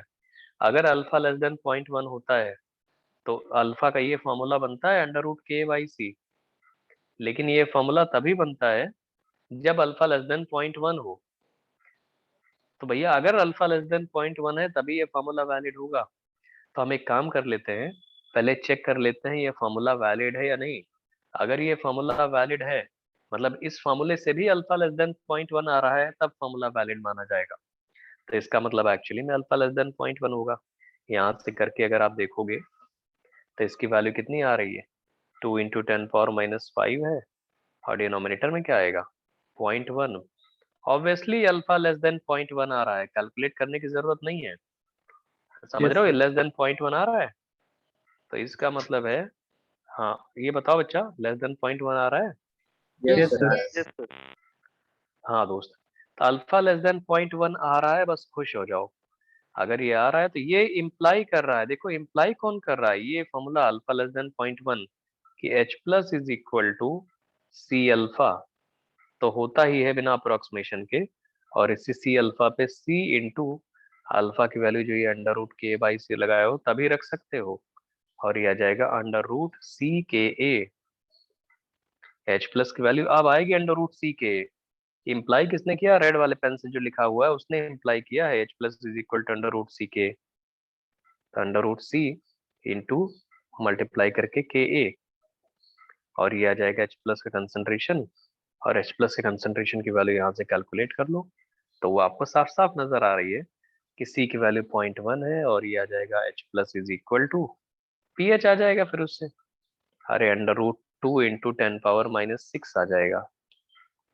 तो ये 1.4 ठीक है, अपने आप कैलकुलेशन कर लोगे इससे, या पीएच की वैल्यू यहीं से निकालना चाहते हो तो उस लॉग को तोड़ो नहीं, अपना पीएच की वैल्यू सीधे वैसे ही आ जाएगी। ये आ जाएगा तुम्हारा 1/2 टाइम्स पी के ए माइनस लॉग सी आ जाएगा दोस्त, कैलकुलेट हो जाएगा ये। Yes sir. Yes sir. वैसे बी वाले पार्ट में आ जाओ, ए वाला पार्ट हो गया, बी वाले पार्ट में भी आपको समझ में आ रहा है H plus is equal to √k/c लग जाएगा, क्योंकि आप √ka/c करोगे तो उसकी value less than 0.1, it seems calculation से समझ में आ रहा है कि लेस देन 0.1 आ रही है। अरे दिख रहा होगा बे, हो रहा है कि नहीं हो रहा है? Yes. बहुत अच्छे दोस्त। अरे और लोग भैया, तो ये भी हो जाएगा। वैसे सी पार्ट भी हो जाएगा H plus is equal to √k/c। तो ए बी सी तीनों पार्ट में अल्फा लेस देन 0.1 है। बहुत बढ़िया दोस्त। जो ए बी सी पार्ट है तो हम सॉल्यूशन में चल के बता देते हैं कि सिमिलरली बी पार्ट में भी और सी पार्ट में भी इन दोनों ही केसेस में अल्फा लेस देन 0.1 है। कैलकुलेशन से हमने चेक कर लिया है, अल्फा लेस देन 0.1 है, ये कैलकुलेशन चेक कर लिया है। कौन सी कैलकुलेशन चेक किए हो? अभी alpha is equal to √k/c। Mostly लोग यही जानते हैं, वीक एसिड दोगे तो सबसे पहले यही लगाते हैं, तुमको भी यही लगाना है, लेकिन चेक करते रहना है कहीं इस फॉर्मूले से अल्फा एब्सर्ड तो नहीं आ रहा है। तो आंसर ए बी सी तीनों ही केसेस में अल्फा लेस देन 0.1 आएगा और हम लोग यहाँ पे फॉर्मूला यूज कर सकते हैं आगे चल के। लेकिन केस आता है केस नंबर 4, डी पार्ट देखिए, डी पार्ट जरा ध्यान से देखो भैया। ये डी पार्ट में जब आओगे तो तुमको लगेगा भाई ये तो कुछ अलग सा चीज दिख रहा है। देखो दोस्त, हेलो, समझ में आ रहा है भैया? Yes sir. Yes sir. D Yes, part sir. पढ़िए, लिखा है डी डी पार्ट लिखा है 10⁻⁵ मोलर एसिटिक एसिड, डी यही लिखा है ना। तो डी पार्ट यहाँ पे जो लिखा हुआ है 10⁻⁵ मोलर एसिटिक एसिड, ये एसिटिक एसिड जिसको ACOH भी बोलते हो। तो मेरे दोस्त एक बात बताओ, अगर तुमने गलती से ये alpha is equal to √k/c लगाया है यहाँ पे, गलती से क्या, सबसे पहले लगाओगे ही तो इसकी वैल्यू जो आ रही है न्यूमरेटर में आ जाएगी 2 इंटू 10⁻⁵, डिनोमिनेटर में 10⁻⁵। ये तो आ रहा है √2, √2 का मतलब है 1.414, और अल्फा की वैल्यू जो होती है वो तो हमेशा 0 से 1 के बीच में लाई करती है। ये तो डिफाइन ही है, बेसिक डेफिनेशन होती है। तो भैया डिफाइन ये है और आ रहा है 1.414, ये तो एब्सर्ड आ रहा है ना, गलत वैल्यू आ रही है ये। Yes sir. Yes sir. तो एब्सर्ड वैल्यू आ रही है जो कि नॉट पॉसिबल है, नॉट पॉसिबल, नॉट पॉसिबल। तो इसका मतलब ये नॉट पॉसिबल है, गलत। तो भाई ऐसा थोड़ी है कि एसिटिक एसिड डिसोशिएट नहीं कर रहा है, बिल्कुल डिसोशिएट कर रहा है, लेकिन इस फॉर्मूले से एब्सर्ड वैल्यू आ रही है और ऐसी वैल्यू आ रही है जो पॉसिबल ही नहीं है। तो इसका मतलब ये फॉर्मूला गलत है। फॉर्मूला गलत एक्चुअली नहीं, फॉर्मूला डिराइव गलत किया गया है, ये कहना चाहोगे? डिराइव गलत किया गया है, इसका मतलब ये है कि आपने जब इसका डेरिवेशन किया था तो जो अजम्पशन लिया था वो अजम्पशन गलत है। अजम्पशन क्या था? अल्फा लेस देन 0.1, इसका मतलब है alpha is not less than 0.1। समझे दोस्त? अल्फा लेस देन 0.1 नहीं है। ये एब्सर्ड वैल्यू जो आ रही है ये इंप्लाई कर रही है, ये वाली एब्सर्ड वैल्यू यहाँ लिख देते हैं अगले वाले पेज पे, ऐसे इंप्लाई करके ये नॉट पॉसिबल वैल्यू जो वैल्यू है ये अपने आप में बता रही है ये यहाँ से कि अल्फा इज नॉट, ऐसे alpha is not less than 0.1, यही तो कहना चाह रहे हैं दोस्त? Yes sir. Yes sir. अबे जो अल्फा से तुमने निकाला वो गलत आ रहा है, तो इसका मतलब ये फॉर्मूला बनाने के लिए जो अप्रोक्सीमेशन लिया वही गलत है। तो अल्फा लेस देन नॉट 0.1 मतलब ये। तो अब क्या करोगे? तुम्हारे पास बस एक ऑप्शन है, शराफत से क्वाड्रेटिक बना लो। क्वाड्रेटिक कैसे बनाओगे? भैया ACOH आपके पास पहले से लिखा है, जानते हो हम बार बार वही लिख रहे हैं। H प्लस और ACO माइनस बनाते हो, इसमें ये पहले C मोलर लिया था तो C minus C alpha, C alpha C alpha, और जो Ka का एक्सप्रेशन आएगा Ka is equal to C alpha square upon 1 minus alpha. Simple से जाओ, क्वाड्रेटिक बनाओ।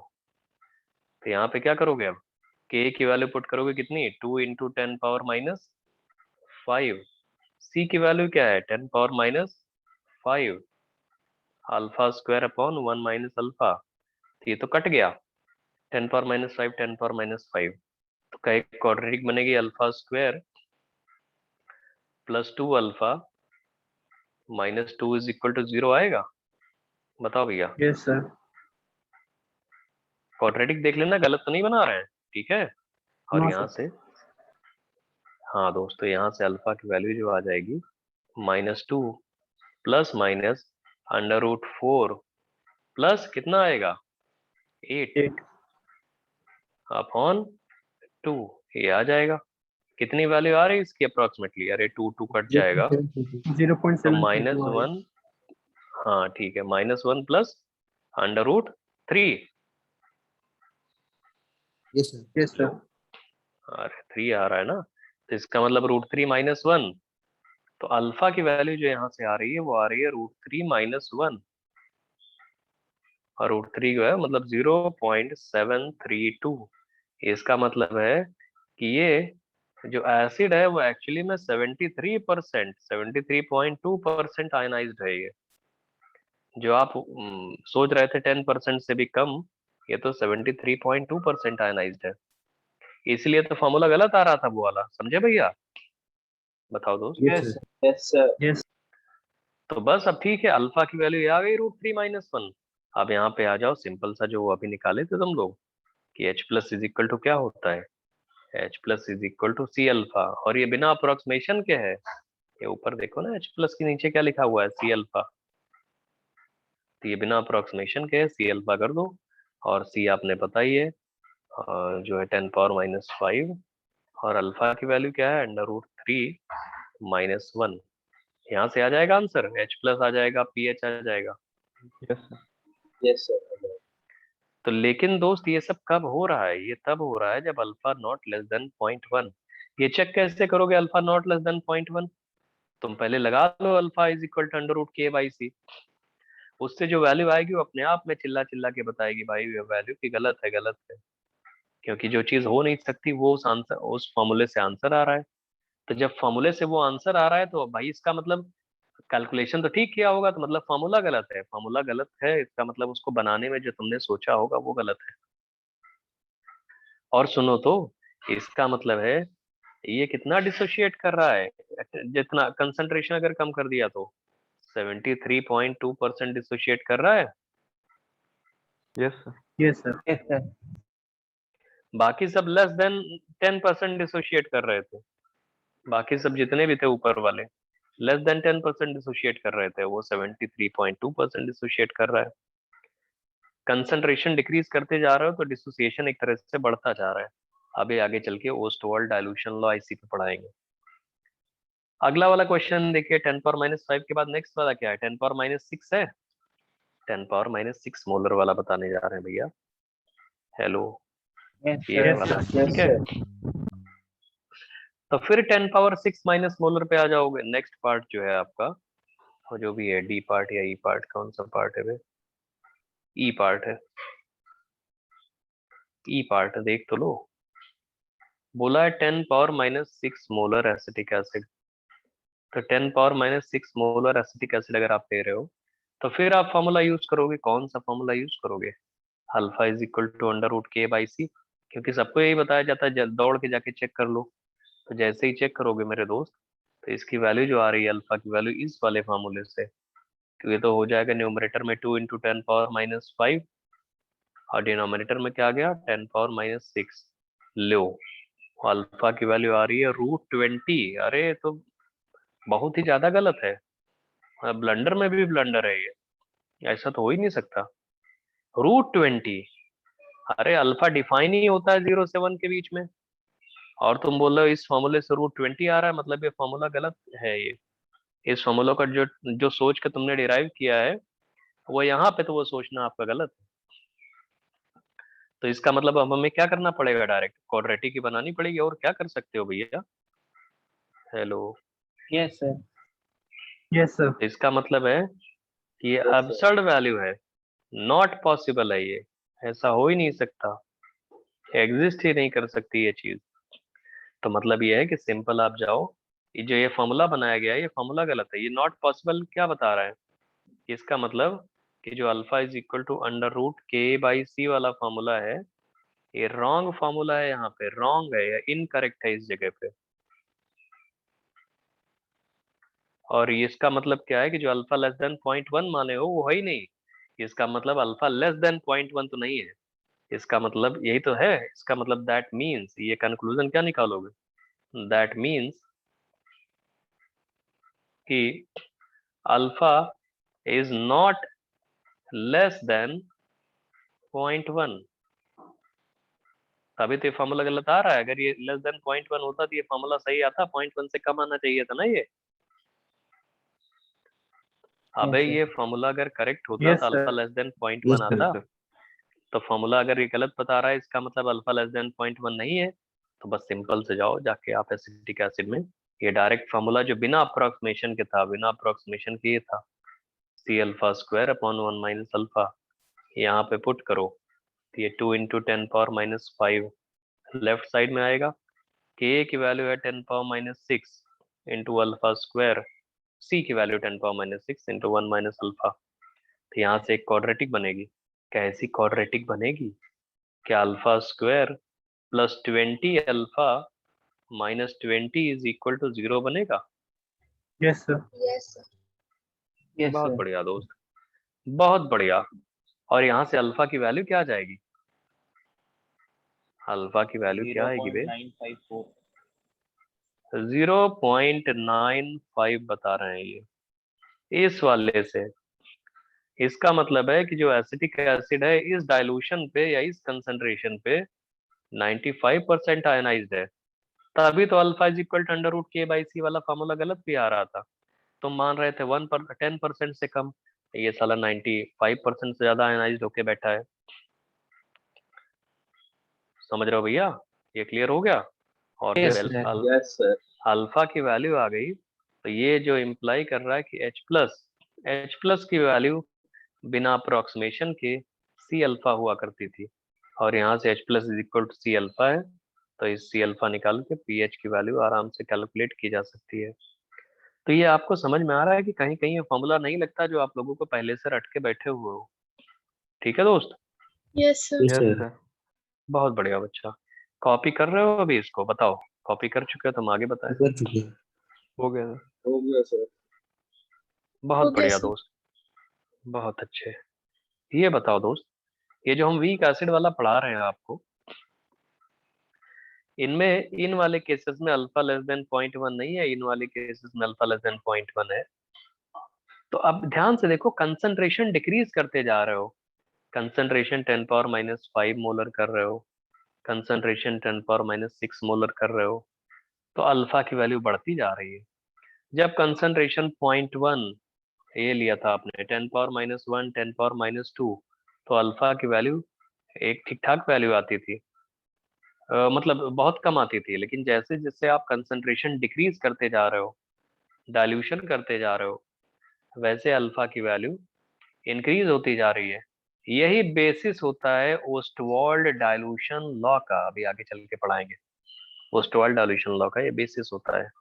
अच्छा, बाकी फॉर्मिक एसिड और ये एफ और जी पार्ट में कर लोगे ऐसे ही? Yes, sir. Yes, sir. Sir, हो गया. Yes, sir. बहुत बढ़िया। तो उन सारे केसेस में भी ऐसे ही हो जाएंगे। तो आपको ये पता लग गया दोस्त कि कब हमको अल्फा लेस देन 0.1 लेना है, कब नहीं लेना है, वो कैलकुलेट करके करना पड़ेगा। सिमिलरली हम लिख देते हैं, सिमिलरली एफ जी पार्ट भी हम लोग कर सकते हैं। एफ जी पार्ट ऐसे ही हो जाएंगे, डन हो जाएंगे। ठीक है? तो इसके लिए हम थोड़ी जगह छोड़ देंगे। जगह क्या छोड़े, तुम लोग कर लोगे। कौन सा इसको प्रिंट ले रहे हो? चलिए दोस्त नेक्स्ट बताते हैं वीक बेसिस के केस में। तो अगला वाला है कैलकुलेटिंग पीएच, ये pH and pOH in case of weak bases. जो आपके पास वीक बेसिस होते हैं उनके केस में पीएच एंड पीओएच आपको बताना है। देखो दोस्त, मोस्ट कॉमन वीक बेस जो जनरली बार बार लिखते हैं हम लोग, NH4OH ही लिखा जाता है। वो आयनाइज करता है क्या NH4+ में, और साथ में बनाता है OH माइनस। तो एक बीकर में आप ले लो, इसको ऐसे सपोज करो, इनिशियली ये सी मोलर था, सपोज करते हैं इनिशियली सी मोलर था, ये 0 था, आयनाइज नहीं हुआ था, ये C माइनस सी अल्फा हो जाएगा, ये C अल्फा हो जाएगा, ये C अल्फा हो जाएगा। जब वीक बेस होता है तो हम लोग उसके लिए कैपिटल के बी लिखते हैं, इक्विलिब्रियम कांस्टेंट और small B subscript base represent करने के लिए। तो वो कंसंट्रेशन क्या आएगा न्यूमरेटर में, NH4+ का concentration of product into OH minus का concentration upon concentration of NH4OH, यही आता है। तो मेरे दोस्त एक बात बताओ, इसकी वैल्यू क्या वही न्यूमरेटर में C alpha upon C into 1 minus alpha ऐसे आ जाएगा। तो यहाँ से सॉल्व करने पे KB की जो वैल्यू आ रही है वो C alpha square upon 1 minus alpha आ रही है, जैसे एसिटिक एसिड में आता था। ठीक है भैया, क्लियर है ये? Yes sir. Yes sir. ठीक है, बहुत अच्छे दोस्त। तो ये आ गया। प्रॉब्लम वही आती है फिर यहाँ पे कि लोग बोलते हैं डायरेक्ट क्वाड्रेटिक बना या थोड़ा सा हम इंतजार कर लें कि इजीली हो जाए। बिल्कुल, मतलब थोड़ा सा शॉर्टकट लगाने की कोशिश हमेशा करनी चाहिए। क्वाड्रेटिक डायरेक्ट ना बनाओ, बहुत लंबी क्वाड्रेटिक बन जाएगी। इसी में भी अप्रोक्सीमेशन लगाओ। इफ डेरिवेशन अभी बता रहे हैं, इफ अगर हम मान लेते हैं कि alpha less than 0.1, actually 1 minus alpha कहीं दिख रहा होता है ना, इसलिए हम सोचते हैं कहीं ये 1 माइनस अल्फा 1 तो नहीं हो जाएगा। वो देख के सोचा गया 1 माइनस अल्फा वाला टर्म आ रहा है, सोचा गया अगर अल्फा लेस देन 0.1 है, मान लेते हैं if alpha is less than 0.1, तो जैसे ही इसको मानोगे ना अल्फा लेस देन 0.1, ये एम्फसाइज कर रहा है कि 1 minus alpha can be written as unity, उसकी जगह पे 1 लिख सकते हैं। और अगर ऐसा हो गया, ऐसा अगर हो गया, तो इसका मतलब है KB की वैल्यू जो होगी वो सीधे C अल्फा स्क्वायर के इक्वल हो जाएगी, और यहाँ से अल्फा की वैल्यू जो आएगी वो √KB/C आ जाएगा।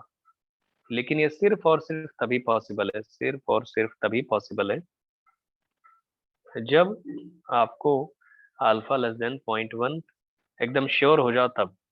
और जब ये आ गया तो इस केस में जो H+ की वैल्यू आएगी, अरे सॉरी यहाँ पे OH माइनस है यार, इस केस में जो OH माइनस आएगा यहाँ से, OH माइनस तो आपको पता है फॉर्मूले से कि C अल्फा लिखा हुआ है शुरुआत में ही इक्वेशन में, और यहाँ से OH माइनस की वैल्यू अगर आप देखोगे तो वो √CKB आ जाएगा।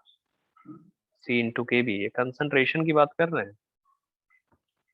और OH माइनस इतना हो गया तो यहाँ से POH की वैल्यू इस केस में जो आएगी, इस पर्टिकुलर केस में वो हो जाएगी 1/2 टाइम्स, अगर आप चाहते ही हो इससे निकालना, PKB माइनस log C। ज्यादा तो नहीं, डेरिवेशन कुछ अजीब लग रहा है, समझ रहे हो भैया? इससे आ जाएगा POH। Yes sir. लेकिन ये तो इफ के साथ है, मतलब ये तो तब है जब इफ वाला चीज वैलिड है, तो मतलब ये वाला फॉर्मूला वैलिड है। लेकिन कॉपी कर लिए इसको, आगे बताएं, जल्दी कर लो कॉपी, जल्दी कर लो। Yes sir. अरे NH4OH है। देखो इस चैप्टर के लेक्चर नोट्स हमारे पास नहीं है, क्योंकि अब लेक्चर नोट्स इसमें लिखेंगे तो टाइम लग जाएगा। या लास्ट ईयर जिसको ही पढ़ाए थे ऑफलाइन ही पढ़ाए थे, क्लास में आओगे तो क्लास में भी ऐसे ही पढ़ाएंगे, अभी जैसे स्क्रीन पे लिख रहे हैं। तो ये क्लियर हो गया। लेकिन अगर इफ बोले कि भैया आपने सपोज करो alpha is equal to √K/C formula लगाया, और alpha is equal to √K/C से जो वैल्यू आ रही है वही √2, √3, √10, √20, इस टाइप से कोई एब्सर्ड वैल्यूज आ गई, एब्सर्ड वैल्यूज जो कि पॉसिबल ही नहीं है। तो अगर ये एब्सर्ड वैल्यूज आ गई हैं तो इसका मतलब है नॉट पॉसिबल है ये सारी वैल्यूज ना, तो नॉट पॉसिबल है इसका मतलब इस फॉर्मूले से जो अल्फा निकाल रहे हैं वो गलत आ रहा है। तो भैया लेकिन इसका मतलब ये थोड़ी है कि एसिड डिसोशिएट नहीं कर रहा है, बिल्कुल कर रहा है, मतलब ये फॉर्मूला गलत है। मतलब ये कि इस फॉर्मूले को डिराइव करते टाइम जो अप्रोक्सीमेशन लिया है वो गलत है, तो ये नॉट पॉसिबल। तो ये नॉट पॉसिबल अपने आप में इंडिकेट कर रहा है कि alpha is not less than 0.1। बताओ बच्चा, ठीक है दोस्त? Yes, sir. और जब आपको पता लग गया alpha is not less than 0.1, तो सिंपल सा आप अब जाके क्या करोगे, बिना अप्रोक्सीमेशन के, आप approximation can not be used, मतलब हम ये बोलना चाह रहे हैं कि approximation can not be used, लिख भी सकते हो कि देयरफॉर अप्रोक्सीमेशन जो आप अभी तक करते थे ये can not be used, can not be used. इसका मतलब है कि जो के बी का एक्सप्रेशन आप लिखे हो अंडर रूट के बी बाई सी है ये, तो जो के बी का एक्सप्रेशन लिखे हो सीधे C alpha square upon 1 minus alpha, इसी में क्वाड्रेटिक आपको बनाना पड़ेगा। समझ रहे हो भैया? जो आएगा alpha square plus something times alpha plus something times 0। Hello yes sir. कर, Yes, sir. बहुत बढ़िया दोस्त, इतना कॉपी कर लिए दोस्त, तो हम आगे बताएं थोड़ा सा। तेज तो नहीं लिख रहे हैं, लिख कॉपी आप लोग साथ साथ कॉपी कर लेते हो दोस्त, यस सर। Yes, sir. कर लेना, नहीं तो फिर क्लास के बाद तुमको अलग से लेक्चर देखने पड़ेंगे। मतलब वो भी देख सकते हो समझने के लिए, लेकिन कॉपी तो अभी कर लिया करो ना दोस्त। या जानते हो तो अच्छा है, मतलब हो सकता है आप लोग जानते हो, लेकिन नहीं भी जानते होगे, ये भी पॉसिबल है। तो चलो दोस्त, अब हम क्वेश्चन देते हैं, इतना कॉपी कर लिए ना, आप क्वेश्चन आपको दे रहे हैं कि कैलकुलेट करो आप लोग, calculate pH and pOH in following cases. कुछ आपको हम फॉलोइंग केसेस दे दे रहे हैं, इनमें आपको पीएच पीओएच बताना है। कौन सा है केस? आप पहला वाला देखिए, सिंपल सा, 0.2 मोलर NH4OH दे दिया गया। बी पार्ट देखो, 2 इंटू 10⁻⁻² मोलर NH4OH दे दिया गया। सी पार्ट देखिए, सीधे लिख दिया गया 2 इंटू 10⁻⁵ मोलर NH4OH। और डी पार्ट देखिए 2 इंटू 10⁻⁶ मोलर NH4OH दे दिया गया। इन सारे केसेस में इसके जो केबी की वैल्यू है for calculation point of view ये आ जाएगी 2 इंटू 10⁻⁵, ऐसा गिवन है आपको, सपोज करो सारे केसेस में केबी की वैल्यू ये गिवन है। तो मेरे दोस्त एक बात बताओ, अब आप कैसे करोगे? सबसे पहले ए पार्ट शुरू कर देते हैं हम, फर्स्ट वाला सॉल्यूशन बताने जा रहे हैं। तो जब भैया आपने लिखा है NH4OH, तो तुम सबसे पहले क्या चेक करोगे? अल्फा की वैल्यू चेक करोगे ना, क्या पता वो लेस देन 0.1 आ जाए। तो कोई भी वीक एसिड वीक बेस हो तो अंडर रूट के बी बाई सी कर लो। तो अंडर रूट के बी बाई सी करोगे अगर, तो बहुत बढ़िया सा रिजल्ट आ रहा है इसमें, 2 इंटू 10⁻⁵ ऊपर है। वैसे एसिटिक एसिड का जितना के ए होता है उतना ही NH4OH का के बी होता है। सी की वैल्यू 0.2 है, ये तो आ रहा है 10⁻⁻², जो कि लेस देन 0.1 है। मतलब ये alpha can be neglected as compare to unity, इसका मतलब यही हुआ alpha can be neglected as compare to unity. समझ रहे हो भैया? ये 10⁻2 लेस देन 0.1, इसका मतलब है कि आप लोग H plus is equal to जो सी अल्फा वाला या अंडर रूट सी के ए वाला फॉर्मूला है उसको फ्रीली यूज करने में, H प्लस कहाँ से आ गया भाई, उसको फ्रीली यूज कर सकते हो। समझ रहे हो भैया? Yes sir. Yes, sir. C K be under root C K B आराम से यूज कर लो, आंसर आ जाएगा यहाँ से। सी के बी का मतलब आपको पता है क्या करना है, सी पता है, के बी पता है, तो यहाँ से पी ओ एच की वैल्यू आ जाएगी। अरे अंडर रूट सी के बी क्या आएगा भैया? अरे नहीं कर पाओगे क्या दोस्त, हम लोग बताते ही नहीं, हमको लिखना पड़ता है। Sir under root 2 -3। हाँ तो सी की वैल्यू है 0.2 और के बी की वैल्यू है 2 इंटू 10⁻⁵। तो यहाँ से सॉल्व हो जाएगा, ये बहुत इजीली सॉल्व हो जाएगा, इसमें कुछ कहना ही नहीं है ज्यादा। सर -3। Yes. हाँ तो ये ठीक है, यहाँ से आ जाएगा, पीओएच की वैल्यू आ जाएगी। क्या सिमिलर केस सेकेंड वाले एग्जाम्पल में भी आएगा? सेकेंड वाले एग्जाम्पल में भी अंडर रूट, पहले तो हम चेक करते हैं ना अंडर रूट के बी बाई सी से, और अंडर रूट के बी बाई सी भी अल्फा लेस देन 0.1 दे रहा है, तो इसका मतलब जो तुमने अप्रोक्सीमेशन माना था वो जस्टिफाई हो रहा है।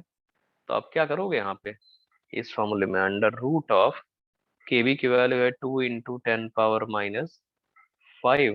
और सी की वैल्यू है 2 इंटू 10⁻⁻2। तो अप्रोक्सीमेटली आइडिया तो लग ही रहा है कि ये भी लेस देन 0.1 आएगा। भाई पूरा कैलकुलेट ना करो, आइडिया ले लो बस, आ रहा है कि नहीं भाई। 2 कैंसिल हो जाएगा, वो ऊपर 10⁻³ आएगा। भाई अगर इसके अंदर 10⁻² होता तो इसकी वैल्यू 0.1 आती है 10%, लेकिन उसके अंदर तो 10⁻³ है, तो पक्का 0.1 से छोटा आएगा वो। नहीं समझ रहे हो Yes, बे? sir. समझ रहे हैं। तो हमने एक चीज बता दिया कि ये पक्का लेस देन 0.1 आना है, फिर खुश हो जाओ तुम। खुश हो जाओ क्या, कि इसका मतलब ये है दोस्त कि ओ एच माइनस की वैल्यू हम लोगों को ये वाला फॉर्मूला हम यूज कर सकते हैं, अलाउड है ये वाला फॉर्मूला यूज करना, अंडर रूट सी के बी, और यहाँ से पी ओ एच की वैल्यू आ जाएगी, और पी ओ एच आ जाएगा तो वो सॉल्व हो जाएगा। शुरुआत के 2 क्वेश्चंस में किसी को डाउट बताओ दोस्त, क्लियर है? No sir. Yes sir. Yes, sir. Clear है. Yes, sir, clear. अब प्रॉब्लम आती है थर्ड, भैया ये सब इसलिए बता रहे हैं क्योंकि ये समझ जाओगे तभी ओस्टवाल्ड डाइल्यूशन लॉ को फील कर पाओगे, नहीं तो ओस्टवाल्ड डाइल्यूशन लॉ की थियरी पढ़ते रह जाओगे तुम पूरी जिंदगी। अब ये साफ साफ कैलकुलेशन करके दिखा दे रहे हैं कि भैया वही NH4OH है, जब 0.2 मोलर और 10⁻⁻² मोलर लिया गया है तो हार्डली 2-3% आयनाइज कर रहा है, 2-3-4-5% ऐसे। लेकिन जैसे ही 10⁻⁻5 मोलर ले लोगे इसको, 2 इंटू 10⁻⁵ मोलर, देखना क्या हो रहा है। थर्ड वाले केस में जैसे ही आओगे तो तुम्हारी आदत है कि तुम भैया alpha is equal to under root K by C वाला ही फॉर्मूला यूज करोगे, या के बी बाई सी, और के बी की वैल्यू आपको दी हुई है 2 इंटू 10⁻⁵, और जो सी की वैल्यू है वो भी दी हुई है 2 इंटू 10⁻⁵। लो ये तो आ गया है 1 बोले तो 100% डिसोसिएशन, जबकि अल्फा डिफाइन किसमें, डिफाइन ही होता है 0 से 1 में ओपन इंटरवल, और तुम्हारा क्लोज इंटरवल आ गया। तो इसको मानोगे क्या? ये गलत है ना, नॉट पॉसिबल। Yes, sir. क्योंकि क्योंकि ये फॉर्मूला डिराइव करते टाइम तुमने अपने दिमाग में बैठा लिया था कि अगर अल्फा लेस देन 0.1 है तो ये फॉर्मूला डिराइव होगा, और तुम ये फॉर्मूला अल्फा लेस देन 0.1 मान के सोच के डिराइव किए हो, और आंसर आ रहा है अल्फा 1। ये तो बहुत बड़ा धोखा हो गया। इसका मतलब है ये नॉट पॉसिबल। तो डायरेक्टली आप क्या करने जाओगे, previous equation original equation use करोगे, कौन सी, K B is equal to C alpha square upon 1 minus alpha. यहाँ के बी की वैल्यू पुट करोगे 2 इंटू 10⁻⁻2, और इसकी 5, और सी की वैल्यू भी 2 इंटू 10⁻⁻5, और यहाँ से क्या पुट करोगे, alpha square upon 1 minus alpha. ये तो क्वाड्रेटिक बन गई, और जो क्वाड्रेटिक बनी है बड़ी सिंपल सी क्वाड्रेटिक है, sir alpha square 0.618। Plus alpha minus 1 is equal to 0। यही बनेगी ना भैया क्वाड्रेटिक? Yes sir. क्या आ रही है अल्फा की वैल्यू? तो 0.618। 0.62 बता रहे हैं ये, 618। मतलब ये तो 61% आयनाइज्ड है ये वाला, 61%, या अप्रोक्सीमेटली 62% आयनाइज्ड है ये। तो उसमें अब तो समझ में आ रहा होगा वो जबरदस्ती वो फॉर्मूला क्यों यूज कर रहे थे, मतलब जबरदस्ती ही थी वो फॉर्मूला यूज करना। क्योंकि वो 62% आयनाइज के केस में तुम लेस देन 10% आयनाइज मान रहे हो, तो बहुत बड़ी गलती थी। तो भैया जब ये आ गया आपका अल्फा, तो अब सीधे OH माइनस की वैल्यू जाना, और OH माइनस की वैल्यू सी अल्फा, या इसी को अंडर रूट, अंडर रूट नहीं लगेगा, सी अल्फा की वैल्यू यहाँ से आ जाएगी, ठीक है बच्चा, और यहाँ से POH आ जाएगा। Yes, sir. तो देखो तो 62% आयनाइज कर गया। कब हुआ है ये सब? ये ऐसे हो रहा है जब कंसंट्रेशन डिक्रीज करते जा रहे हो। वीक बेस है, कंसंट्रेशन जैसे जैसे डिक्रीज कर रहे हो वो और ज्यादा आयनाइज होता चला जा रहा है। ऐसे ही फोर्थ वाला केस देख लो, फोर्थ वाला केस भी आपको बता ही देते हैं। फोर्थ वाले केस में जैसे ही आप करोगे अल्फा की वैल्यू अंडर रूट KB/C, तो KB/C करते ही तुमने फिर गलती कर दी। गलती नहीं की, अब गलती अभी दिखेगी। 2 × 10⁻⁵ ये है, और C की वैल्यू है 2 × 10⁻⁶। लो, यहाँ से तो और ज्यादा गड़बड़ आ रहा है, अंडर रूट 10 आ रहा है। अंडर रूट 10 तो फिर भी नहीं पॉसिबल था, ये नॉट पॉसिबल, और ज्यादा नहीं पॉसिबल। तो इसका मतलब है कि अल्फा लेस देन 0.1 नहीं है। तो अब सीधे केबी का एक्सप्रेशन आप क्या यूज करोगे? ये C alpha square upon 1 minus alpha, और यहाँ से क्या ये alpha square plus 10 alpha minus 10 is equal to 0 आएगा? क्वाड्रेटिक है बच्चा। अल्फा की वैल्यू कितनी आ जाएगी भाई? हेलो, आवाज ही नहीं आ रही क्या? आ रही है सर। हाँ Yes, हाँ, sir. तो बहुत बढ़िया दोस्त। तो आ रही है तो इसकी हमें वैल्यू नहीं बताओगे क्या? Actual value. और जब H+ आ जाएगा, अच्छा कॉपी भी कर रहे होगे तुम लोग। चलो अच्छा, ये कॉपी कर लिया ऊपर वाला, कोई चीज छूट गई हो बता दो दोस्त, हम फिर से दिखा देंगे। कुछ रह तो नहीं गया है ऊपर? No, sir. Okay. कुछ रह गया हो तो बता दो भैया, ऐसा 916 थोड़ी। कितना आ रहा है? सर 0.916। 916, इसका मतलब अप्रोक्सीमेटली 92% आनाइज हो गया। लो, तो कोई बात नहीं, अब OH माइनस की वैल्यू हम लोग C अल्फा के बराबर पुट कर देंगे। C निकल आया है, C तो पता ही अल्फा है, OH माइनस आ जाएगा, POH आ जाएगा। लेकिन देखो 92% आयनाइज हो गया ये, और ऊपर क्या था? 62% आयनाइज। तो क्या क्वेश्चन आप देख रहे हो? ये क्वेश्चन में अगर आप देख रहे हो तो बड़ी बढ़िया बढ़िया रिजल्ट्स तुमको समझ में आ रहे हैं। वो रिजल्ट्स हैं क्या? जरा ध्यान से देखिए दोस्त। वो रिजल्ट्स के बारे में जब देखोगे तो तुमको लगेगा इसमें तो ये करीब 3% आयनाइज था, थोड़ा और कंसेंट्रेशन कम कर दिया तो 4% आयनाइज कर गया अप्रोक्सीमेटली। लेकिन कंसंट्रेशन काफी कम करने पे ये 62% आयनाइज कर रहा है, और कम कर दोगे तो ये तो 92% आयनाइज कर रहा है। तो इसका मतलब है किसी वीक इलेक्ट्रोलाइट में अगर आप पानी डालते जा रहे हो ढेर सारा, तो उसका डिग्री ऑफ डिसोसिएशन बढ़ता जा रहा है। रिजल्ट ये कैलकुलेशन समझ में आ रहा है भाई आप लोगों को? Yes sir. Yes sir. भाई हाँ दोस्त, पोस्ट वर्ल्ड डाइल्यूशन लॉ यही होता है। उसका मैथमेटिकल स्टेटमेंट तो समझ लो, हमने प्रूफ तो पहले ही दे दिया तुमको, अभी और थेरेटिकली समझा रहे हैं। तो वीक एसिड के केस में या वीक बेसिस के केस में पीएच निकालना आप सीख गए। अभी आओ, अब आते हैं, अब लगे हाथ हम तुमको, हम सोच रहे हैं पोस्ट वर्ल्ड डाइल्यूशन लॉ पढ़ा देते हैं। देखो दोस्त, ये क्लियर हो गया भैया? सबको समझ में आ गया? ये कोई डाउट ऊपर कहीं कुछ कुछ भी? आ गया सर। बहुत बढ़िया दोस्त, अब चुपचाप इसको देखो। पोस्ट वर्ल्ड डाइल्यूशन लॉ बताने जा रहे हैं हम। Post world dilution law, common and effect वाली भी चीज होती है ये लॉ, ये पोस्ट वर्ल्ड डाइल्यूशन लॉ। इनका स्टेटमेंट होता है, स्टेटमेंट लिखिए जरा, स्टेटमेंट अपनी कॉपी में लिखो बे, जो बता रहे हैं उसको लिखो। लिखिए, a weak electrolyte can behave like strong electrolyte। लिखो, a weak electrolyte can behave like strong electrolyte। पूरा लिखिएगा, a weak electrolyte can behave like a strong electrolyte at infinite dilution।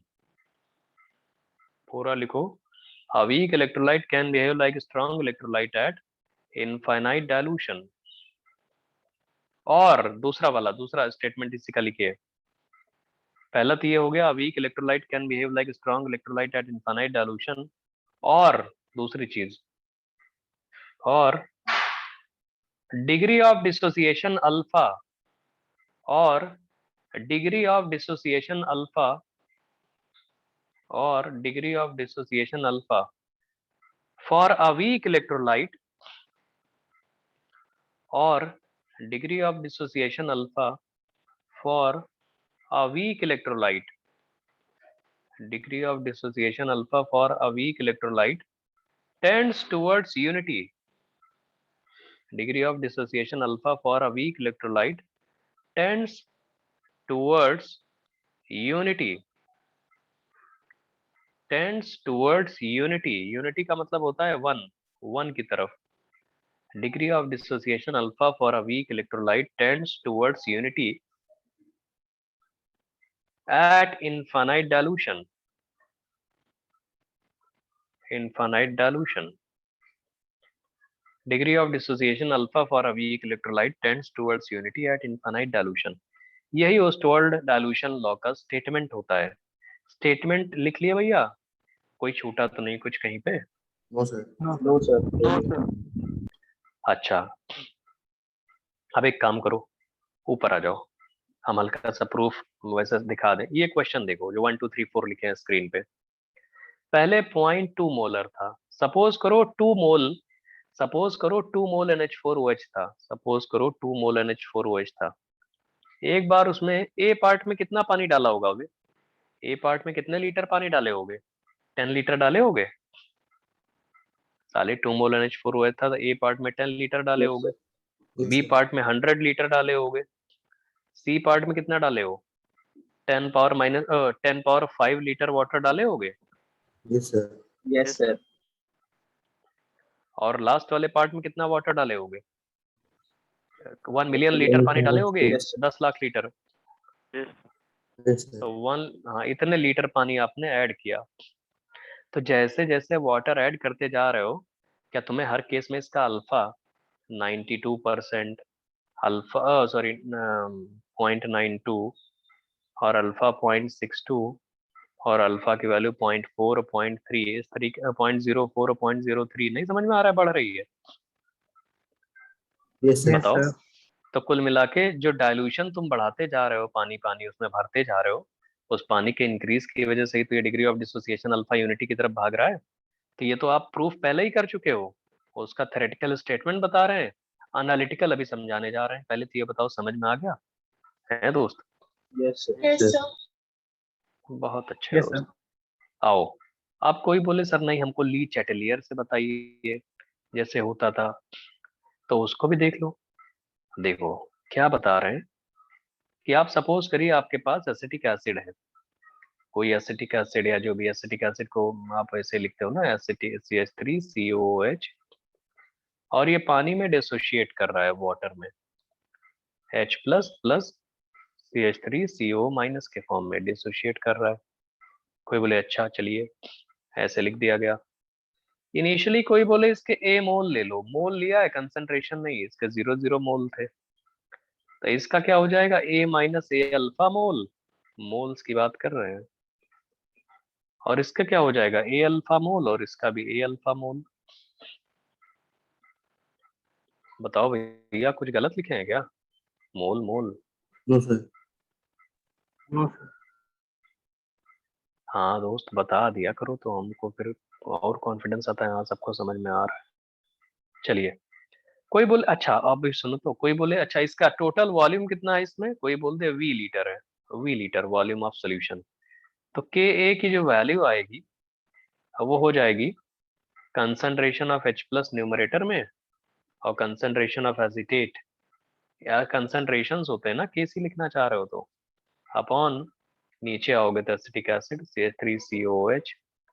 लेकिन मेरे दोस्त एक बात बताओ, मोल्स अपॉन वॉल्यूम लिखना पड़ेगा ना तुम्हें, A अल्फा अपॉन V, और इधर भी A अल्फा अपॉन V, क्योंकि टोटल वॉल्यूम V है सॉल्यूशन का, और ये हो जाएगा A into 1 minus alpha upon V. बताओ दोस्तों, यही आएगा यस सर। या हो जाएगा A alpha square upon 1 minus alpha. ये फाइनल हो गया के की वैल्यू। Yes sir. अच्छा और सुनो, एक बी भी है। सुन, हाँ एक वी आएगा, बहुत प्यारा दोस्त, एक वी भी आएगा और 1 अपॉन वी भी आएगा यहाँ पे, यस सर। ये आ गया। अब इंटरेस्टिंग चीज देखिए, बहुत बढ़िया चीज है ये के की वैल्यू आ गई। लेकिन दोस्त, इस के की वैल्यू को अगर गौर से देखोगे तो इसमें वॉल्यूम का टर्म आ रहा है। क्या आ रहा है? K is equal to A alpha square upon 1 minus alpha, ये तो अलग हो गया, मल्टीप्लाइड बाई 1 अपॉन वी। और ये वी क्या है? वॉल्यूम ऑफ कंटेनर है या वॉल्यूम ऑफ सॉल्यूशन है? ये वी है क्या भाई? सॉल्यूशन। सॉल्यूशन। अरे सॉल्यूशन है, सब लिक्विड है तो सॉल्यूशन होगा ना इस वॉल्यूम, ये volume we yes sir. Volume of solution होगा, ठीक। अब एक काम करो, इसी सॉल्यूशन में एक पाइप लगा दो, पाइप बाहर से लेके पाइप लगा दो, पाइप लगा दो और उसमें से वाटर भरना शुरू कर दो। कंटिन्यूअसली इसमें वाटर डालते चले जाओ। तो कंटिन्यूअसली अगर इसमें वाटर ऐड करते चले जाओगे कंटिन्यूअसली, तो भैया वाटर ऐड करते जाओगे तो अमाउंट ऑफ एसिटिक एसिड तो कांस्टेंट था ए मोल, वो तो ए मोल ही रहेगा। तुम वाटर भरते चले जा रहे हो तो कंसंट्रेशन डिक्रीज होता चला जाएगा या वॉल्यूम इंक्रीज होता चला जाएगा, दोनों चीजें सेम है। अबे वाटर अगर ऐड करना शुरू कर दोगे तो वी की वैल्यू बढ़ाते चले जा रहे हो ना। Yes sir. Yes sir.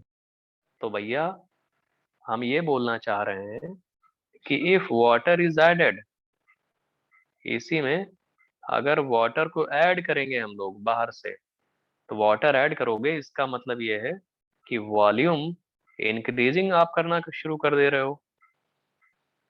तो वॉल्यूम इंक्रीजेस, तो वॉल्यूम इंक्रीजेस तो इक्विलिब्रियम गेट डिस्टर्ब्ड। भाई ये इसके हिसाब से जो ली चैटलियर आपने पढ़ा हुआ है, तो equilibrium yes sir. Get yes disturbed, sir. तो इक्विलिब्रियम गेट डिस्टर्ब्ड तो जो Q की वैल्यू है, रादर अगर हम लोग Q की वैल्यू की बात करें, अगर आप लोग रिएक्शन क्वेश्चन जानते हो तो QC की वैल्यू और KC की वैल्यू में जो QC होगा वो ज्यादा हो जाएगा, ज्यादा यस हो सर। जाएगा, यही तो है इक्विलिब्रियम डिस्टर्ब होने का मतलब। Yes sir. QC की वैल्यू ज्यादा है तो मतलब यह है कि to again reach at equilibrium, to again reach at equilibrium, reaction किधर जाएगी?